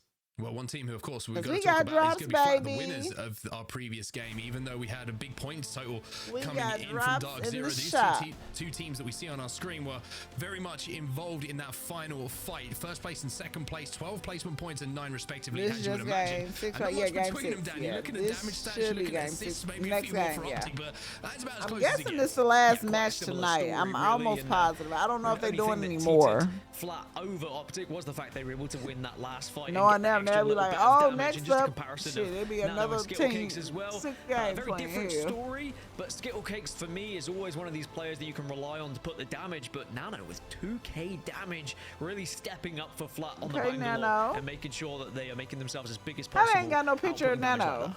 I've got to say, I do like the logo, but as we all know, the Earth is a cube. Anyway, moving you through to the totals. It's a joke by everyone. Don't be weird. Dark Zero up on top, 82 points, and they are establishing a lead down now. Well, get excited, everyone. Don't you say it. There might. I'm not going to say it until the end of the show, all right? I'm just saying potential bonus points. They win the next game. I don't know. If they win by more than 50 points, they will be awarded with an extra bonus point. Potential. You know, TSM would have to fall early again, which it has happened. World's Edge hasn't really gone the way that it did for Stormpoint for them. But most importantly, Dark Zero have 82 points, Mark. They are putting on such a clinic at the moment, such a huge points haul. They got a big ass gap. TSM better go ham and start killing some people. Qualification for playoffs. Yeah, I think it's a great performance one tomorrow. Pro League is only Friday and Sunday. Okay. No one really knows how it's going to work. I thought they said tomorrow, but somebody was playing earlier. I thought that's what they had said. Like Dark Zero have, and as they would expect to have as well, I think it just means that they believe that this was the right move, right? And they're going to feel very, very confident going into the weeks ahead. Because it's on Sundays. What's coming up? We've got one more game to get done, and we're going to go for a quick break before we get there. We've got one more game on World's Edge. When we get back, we're going to bring it to your eyes.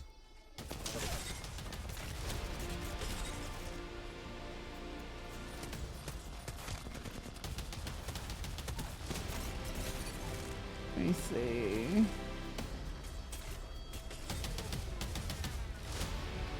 Okay, groups A and B of North America, get ready. We're kicking off on Stormpoint. Okay, that was today. I'm glad they started it later, hell, instead of that 4 or 5 o'clock in the morning shit. Cause baby, I missed it that one. I was like, baby, hey, it ain't looking good.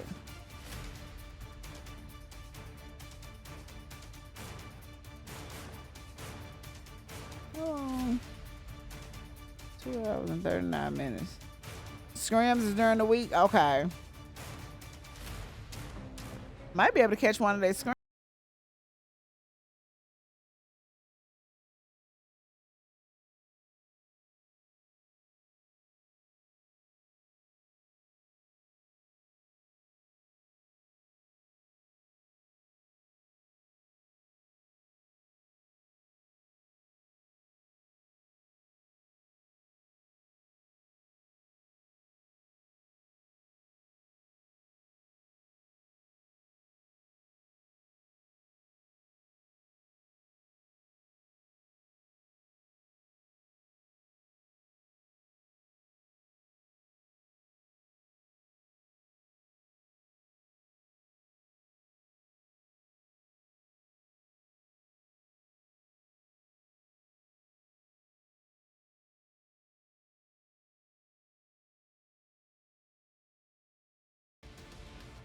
Welcome back, everybody. I tell you what, it's been a great day, Dan. It's been so good to have the ALGS back. Oh, Alliance was 10th on the 4th match. Because I've just been enjoying. Damn, Alliance. On our screen, seeing all the team changes and how they're working out. Okay, they moved up to 6. Business ahead of after us. the 5, game 5. We've got one more game on World's Overall, Edge the series they won. Dark Zero can complete what has been a pretty much perfect first day. Damn, Alliance was in 14th, Element 6 first. Okay.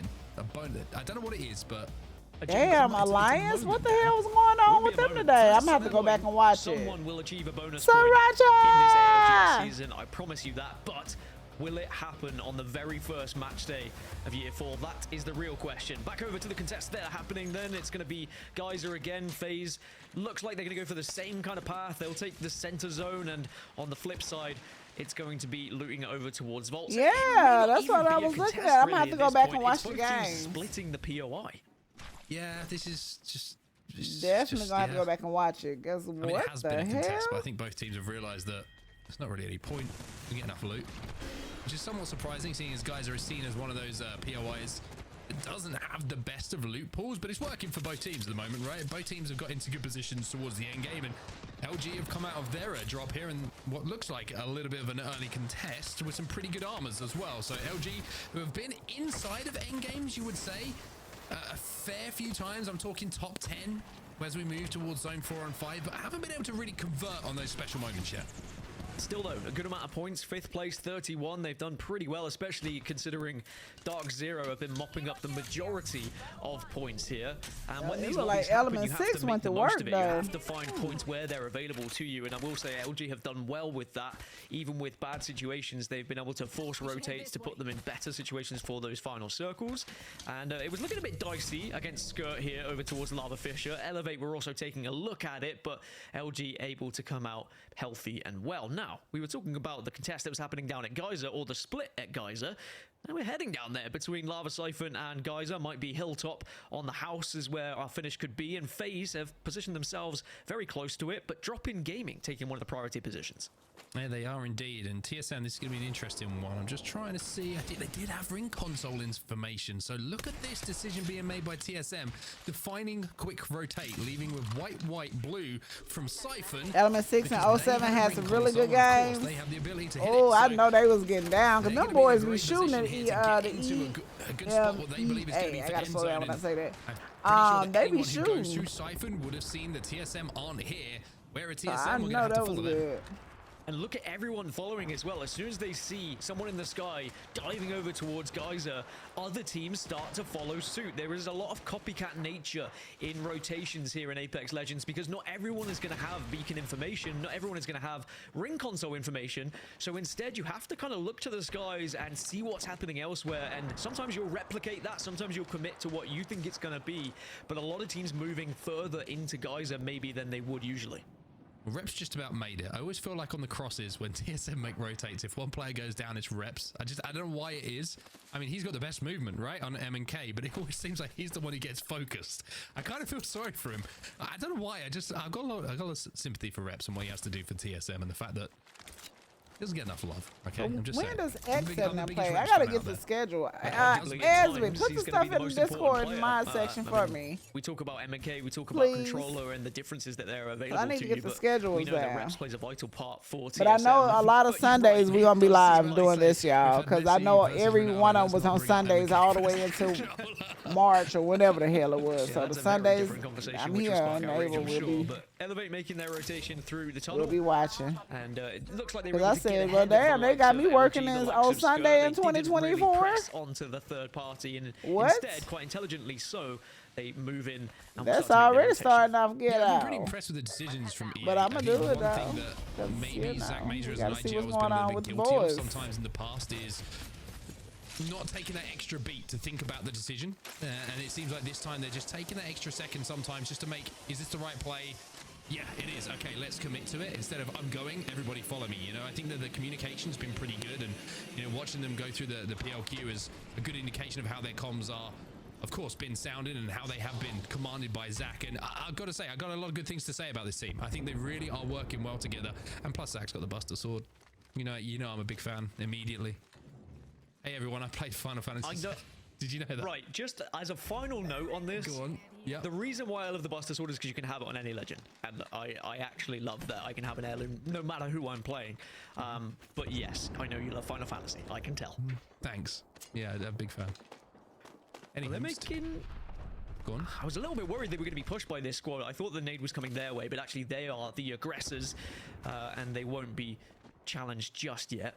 But the circle, with it moving so far east here, everyone on this western side kind of has to move one of two ways. You have to go fast or slow. If there's any middle ground, you could be punished. So you need a clear direction of which way you want to move.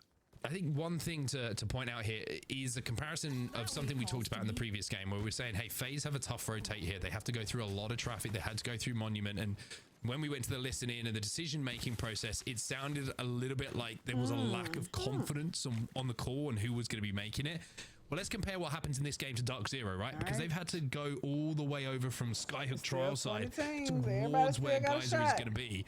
And that is just as tough a rotate. So many teams to have to go through for them. And I'm just interested to compare how they navigate it in comparison. Because this is an opportunity for TSM to maybe close that gap, right? TSM were in second place before that previous game. Dark Zero have kind of extended that lead ever so slightly. The servers are better now for ALGS than the last time. Was that the last ALGS we was watching where the servers kept crashing and we kept going on breaks and it took about 30 goddamn hours? Was that last year ALGS? You can see Dark Zero there right at the top of your screen, making their way just past countdown towards one of the servers was ghetto. I think it's going to be a very interesting. We kept going on Be Right Back, commercials, intermissions, Geyser and surrounding break. areas. Yes, it was. Okay. Yeah, so I'm glad the servers were better. Safest bet you'd think would be arriving from the west. It was very ghetto, man. That was the longest ALGS I had ever watched. And I went to one live, so just imagine live how long that bitch is. So to watch it and it be that long, what? I know them people that was there was hurting in the chairs, hungry because the food high and it don't be hard or nothing. Gonna have to be a step-by-step process again here for Dark Zero, and they do have the little bit of the cushion, so to speak, with the points that they've already put on the board. To yeah, the champs, the PC went out. Yeah. PCs, it was so ghetto. Okay, yeah, that was last year. There's a couple of teams who are having to work much harder for placement points, as well as KP. That's going to put them in a position to move up and forward in those rankings. Skirt is going to be one of those teams. You can see that Albalelli at the moment is having to hit a few wall bounces to avoid some bullets, and they've just about managed to do so. I say that though, Albalelli's going to have to hit more if he wants to escape and be able to heal. Has a Phoenix kit available to him. Just needs to have cover from the rest of the team. He should damn! That's cover for you. That's some motherfucking cover fire right there. That's gonna slow you down. And what you require when you are covering a teammate. Disgusting gun, I will say, by the way. Double heady. And the body with the HCOG? God damn, with an HCOG. Awakening. Name to watch for sure. PLP though. One of the names to watch last season, a man who ended up winning the LAN championship. He's going to be a death box right now. Okay, Complexity, get them points. Eliminated, and even though we were saying some good things about it, I think they'll be a little bit disappointed with their final standings here as Complexity. They'll be in a really good spot here. They have the Hill House, and this is a great spot to be holding for this zone. Yeah, the PLP's day started a little bit better than it ended. Have they said where they hosting ALGS but Complexity, 9th position, 26 kills, 26 KP, no, 26 points. They haven't got 26 kills, ignore that. Their overall points is 26. They're looking to try and improve that going into match number 6 here. And they should be able to do so from their position. There's definitely points that are available to them. Speaking of flat, our previous winners in 6th at the moment. They're arriving from the southeast side, but a few teams holding them out from Lava Siphon. And with the circle now moving back over to Siphon as well, ever so slightly, depending on who had that ring console information, this may change rotations a little bit, and we might see more teams just trying to stay alive on the edges of Siphon. Yeah, interested to see what the play is here for a few of these teams. Skirt's still being chased, by the way. This has been a little bit difficult for them. They finally will have their game ended. It felt like they were kind of just being chased or stuck between a couple of teams a few times, and they weren't able to make too much work. That Dark Veil was going to be perfect, though, to stop the push coming in from Oxygen. They do want to push, by the way. There's a Sky Nade for them, a little present with their name on it. And Oxygen, who, again, 11th place today, haven't had an Oxygen day where they've had a game where they put up a huge amount of kills, but 11th place puts you in striking distance here, right? If you finish inside the top 3 with some good kills, then you could turn that into a 6th, 5th, 4th, even 4th if you can convert. Yeah, you want just to have a consistent amount of points each week if you want to be ending up at playoffs, and I'd say Personally, for me, you want to be aiming for 30 plus if you want to be. If you can achieve 30 plus each week, you're probably going to be in a relatively comfortable spot, even if you don't have one of those demon weeks. But Oxygen are capable of having that big game, so they certainly can propel themselves up the leaderboards here in match number 6 if they can find themselves in a good position. Speaking of positions, this was the northern choke that I was talking about. Dark Zero are going to hold, and it's just Temper. They're the only team on the northern side that really Dark Zero should have to worry about. Yeah, Dark Zero have got all the head glitches, all the rock formations to play here as well. Temper are going to have to move towards them. You wonder what the composition is for Temper, maybe, if they have a Bangalore that can force Dark Zero back for a few seconds to give him a little bit more space with that ultimate. But look at the zone down, and look at FaZe. FaZe are slap bang in the center in one of the only buildings that is there. There's a couple of areas, of course, that you can play for cover, but FaZe are going to be feeling very good, and it's another opportunity for them to convert on some good points. And we'll come back to that later after this fight between Dark Zero and Temper, but it looks like it's going to be the end for Temper. Dark Zero pressing their advantage now. They just need to be careful they don't lose anyone in this push. With Cloaked falling, this should just be a matter of wrapping it up and hoping no one pushes. But actually, I'm seeing on the map overhead, Eternal have used this as an opportunity just to pass by these teams and maybe taking Dark Zero's position. So Dark Zero, with their aggression, have now lost their spot on this choke, and Eternal are about to bring the fight to them. Yeah, but look at the wingman. The wingman's been picked up, and I know it might seem like it's not too much because now the positions have been swapped around, but one headshot with that wingman's going to hit for 95, and trust me, it hurts. So one wingman is enough to take down 2 players. I see Complexity still over there doing their thing. Players' hands. Eternal got to back off for now as they try and retreat. Shot's going to be delivered to their back as well while they do so, and I kind of like this decision, to be honest with you. Sort of the fight wasn't really there for the taking, didn't get the initial damage or the knock on the third party, so decided let's play gatekeeper, let's play the high ground and force them to move towards us. Well, they were in vault and they literally heard the damage and decided to take that chance and take that risk, but Dark Zero are pressing up and getting aggressive on them. Meanwhile, Optic Gaming down to just a 2, and they're playing a game of survival down on the low ground at the moment. This is always such a tough position to play because there's going to be so many eyes on from high ground, but Skillcake's just doing what he can to survive it as well. Optic down to 2. Dark Zero taking on Eternal once more. Zero's taking a huge amount of damage, and so is Jim Burton as well. Look at Jim Burton down to the definition of 1 HP, but somehow Jim Burton gets the first knock. I mean, it's just what he does, right? He's 1 HP, he turns around, he hits the dirty 30 shot, and that's what I talked about. The opening damage is massive in fights, and now Jen can move in. He will go down, but Eternal will be finished off, and it's Sykes. Surprise, surprise, who moves in to clean up some of that. Yeah, Dark Zero should get the reset here. No one's going to push up this hill 30, onto this choke. So even they be hitting that bitch from the hip like it's no recoil or something on that bitch. It was to be aggressive and retrieve that position back once more. Now, going back to a previous point you made about FaZe being in central circle, they didn't even have ring console when they dropped. The other team that dropped with them would have taken that ring console out on the outer side of Geyser. So they were just kind of hedging their bets and going off of what they had seen just from their original circle knowledge, yet still find themselves in a great spot.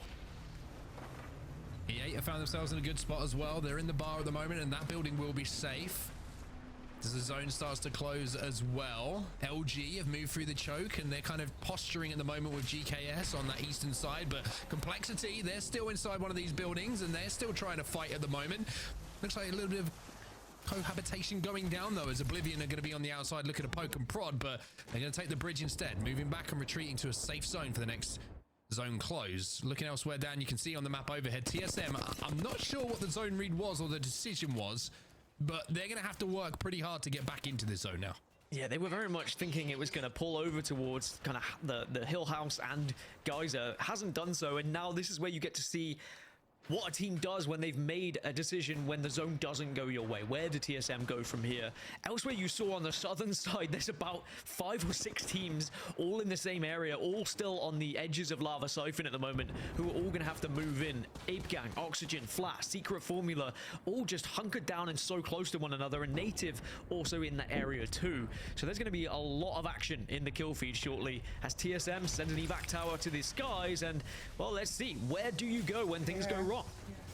And taking a little bit of damage while they do so. Oh, that's a 2 evacs do go down just to make sure the one doesn't get destroyed. I'm not playing with that toy. And TSM maybe thinking about playing the crane, maybe thinking about playing the wall. I just downloaded Power. Okay, I'm gonna download it after I get off. Actually, I could download it now. I'm gonna download it. I'm gonna download it too. On the crane as well. I get the feeling that TSM might be forced to take a fight here, and if I know TSM, you downloaded on the Game Pass. Only 15. Mine's downloading now too. Okay, won't take long. Okay. Which is very annoying for TSM, but they're gonna heal up as soon as this Dark Veil goes down. They are extremely. It's called Power World. They do have to be careful. They're maybe just hoping that they don't have a sight line on them.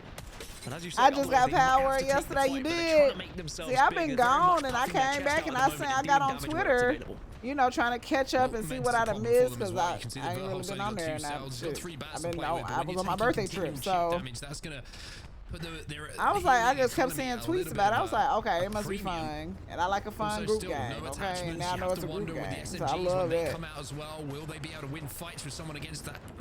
Yeah, because somebody was saying it looks too old, complexity out. Dropping gone, flat gone, complexity gone as well, and TSM are safe. Let's jump into a listen and see if they can survive this situation. Yep. It's free on Game Pass. Can you put a Moby down? If you got Xbox Game Pass, it's free. Maybe on this fence right here? Yeah. Can't play that because there's gonna be someone's below me.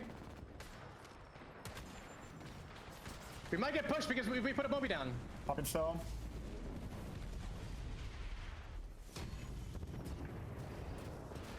Team on top bridge, peeking top bridge. What do you have, Kellall? It's at 50. Won't have it. No ult excels.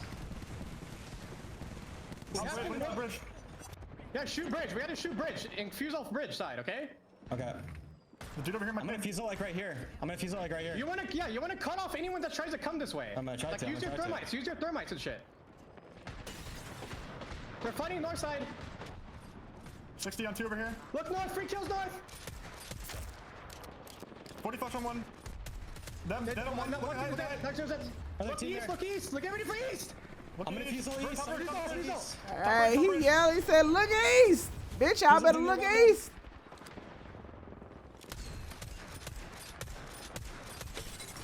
Oh, he cracked him. That's free kill. That's free money right there. Nice. That's huge, bro. That's huge, bro. He telling them to keep looking east. I'm over here picking east. But they got the team LG. Oh, they're at the bottom. Okay. Yeah, the fact they've been able to get into this position, survive, and then still fight their way out is very impressive from TSM, but are they going to be able to win the game from here? That'll be the real question. Can they close that gap between themselves and Dark Zero with them now falling? But also put some big points on the board for the overall standings. Reed's in a tough spot between a rock and a rock and Oxygen. Don't look at me, look east, motherfuckers. Ooh. Well, TSM are taking a little bit of damage. You can see that Howell has had his shields broken and flesh damage as well. He's going to have to take the second to just heal up. And again, we talked about the economy of meds here for TSM. That could be the one thing that hurts them, as well as maybe ammo. As you can see, that's starting to get burned through as well, as TSM are having to fire off against teams on the outskirts just to kind of deny them walking in, pick up some KP, but also keep their spot safe.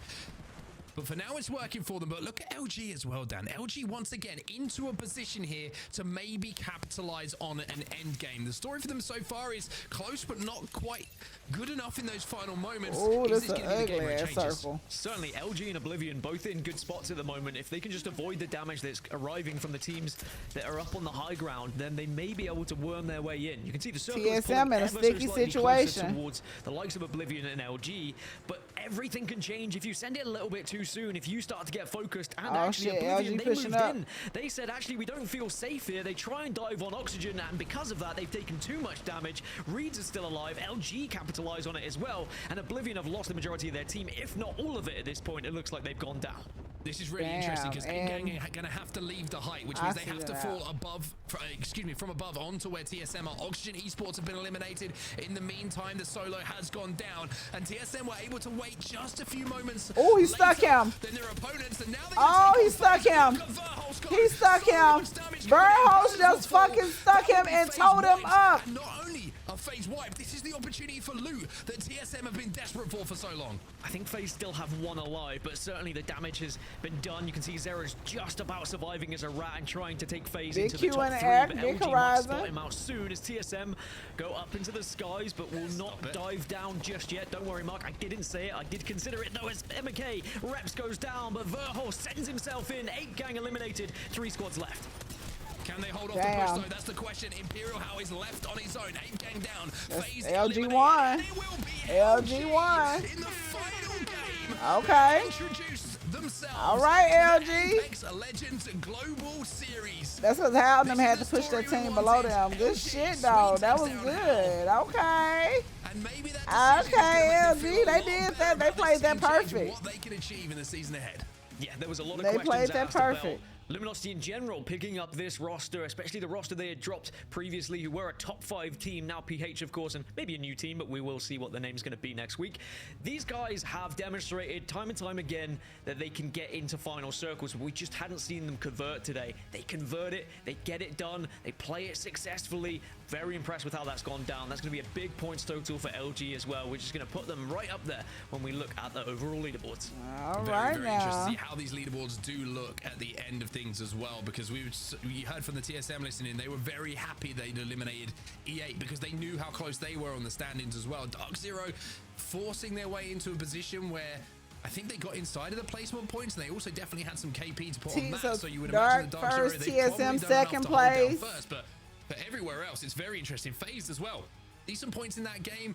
But LG, I think LG should still be in the top 5. Changes, the only way to kind of validate them and feel confident in the decision you made is to win games of Apex. Well, LG have done that today. They win that final game and shown that they can get it done in the end game. Yeah, we are going to see the gap closed as well with the points total from TSM. They put 17 points up. Only 1 behind LG in the end. Looking elsewhere, FaZe 0 kills, but they were able to get into that final 3 dub home for the in last end, match. From some clever Ooh, positioning, it has to be said, especially without a ring console to work with. Dark Zero down in 10th, but they will still have the kind of trophy, as it were, today. They are still going to be our victors. They are still going to put down an incredible points total across the 6 matches. But the top 10, a very impressive game in some teams who really needed it. Yeah, Elevate again inside that top 10, some KP, some placement points. That'll do them every single day of the week. Elsewhere, the winners of our previous game flat, not so much of a good game in our final one of the day. Just a 1 point for them. Skirt a little bit quiet, and POP, I have to say, a little bit quiet today on the overall standings. Complexity as well, they had a pretty good start to the day, but just got a little bit quiet towards the end of it. And I think it's going to be interesting to watch how the final standings look now that we see A and B conclude and we see the points being put on the board down. We're certainly starting to see some front runners, I would say, in this region. Rain Day, I mean, it's clear that Dark Zero, TSM, Elevate are all up there, but LG also putting themselves in contention to be mentioned here. Absolutely. Killers ready to go, win any game at any moment. These are the teams in A and B that are going to give us an electric performance every time they clash. We'll be seeing, obviously, this group come together in a few weeks again, but that was amazing. Let's walk through those last moments on World's Edge, because there are a few teams we mentioned at the top, guys. You know, TSM, DZ, obviously FaZe had a good game there. LG with their first win, which was big for Sweet. But in this first World's Edge game that Onset, you and I cast, there are a few teams that surprised me as well. E8, great positioning. Dark Zero, they really started to turn the corner and really put themselves in first place. But teams like Ape Gang, who 10 points in this last game in game 6, had really the god spot for most of the time here before this final zone. Yeah, they did. They had a really good spot up on that. His freckles are popping. You can see every last one of them. It looked like I see freckles growing. That's how clear it is.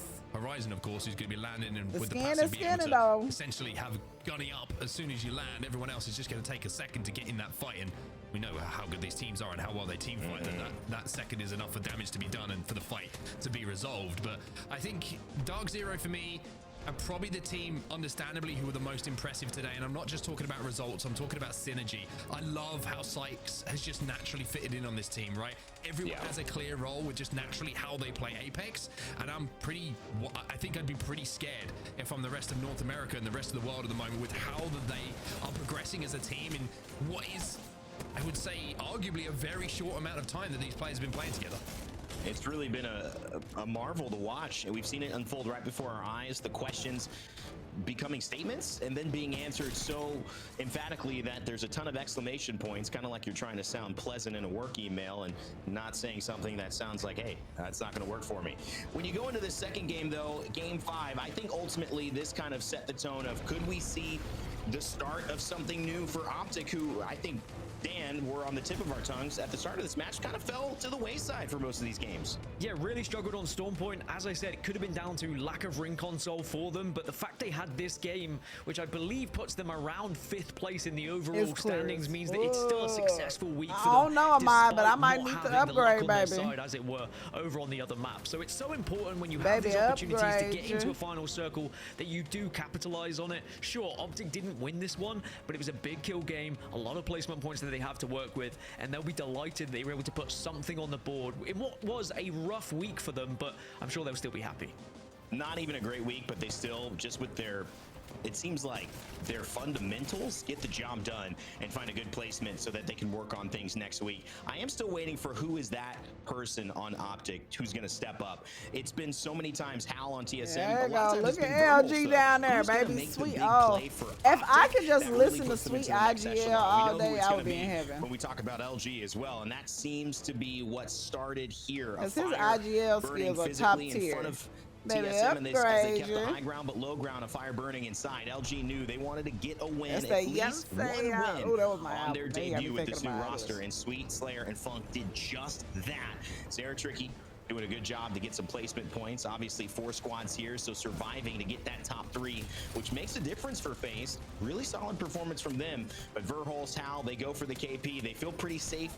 First is a little too far out of the way with how well Dark Zero played, and with E8 gone, they don't really have to worry about winning this one. But LG, you know, they wanted it, LG and that leads us to our overall standings of day 1. Okay, we got in year 4. Dark Zero, 90 complexity points. 12. No bonus points yet, Dan, but a heck of a day for DZ. Okay. Yeah, no jingle. He's in 6th place, which is surprising. Well, not really. They got a good squad. So kind of we see our big 4, Dark Zero, TSM, Elevate, and LG, and then Optic, the best of the rest. Yeah, Elevate had that one good ass game that put them, that put them up there. A little bit lower. So we know who's going to take the headlines, and there was a few teams who maybe didn't perform as well as we would have expected. Certainly teams who were looking pretty promising in games 1 and 2, but then dropped off a little bit. PLP, for example, weren't able to really get going. There was a lot of squads that had contests they had to try and work with, and that may not be the case when they go into another group. So it may just be that A and B is contest heavy for them, and they pick up their points when the other groups go at it. And Mark, obviously, you know, this has been I think it's been a great start. It's been electric. Oxygen Esports, some of those teams that they just need to stay in the mix. They need to just make land. We know how good a few of these teams have already proven that when they get to the show, that they work well within the limelight. But overall, a pretty solid performance. The top players, we expected them to perform, and they did. Yeah, I mean, I look at those overall standings, and there's a couple of things to talk about, right? There's the obvious TSM Dark Zero. That's going to be talked about for quite some time. Both teams, I think, will be very happy with that day number 1.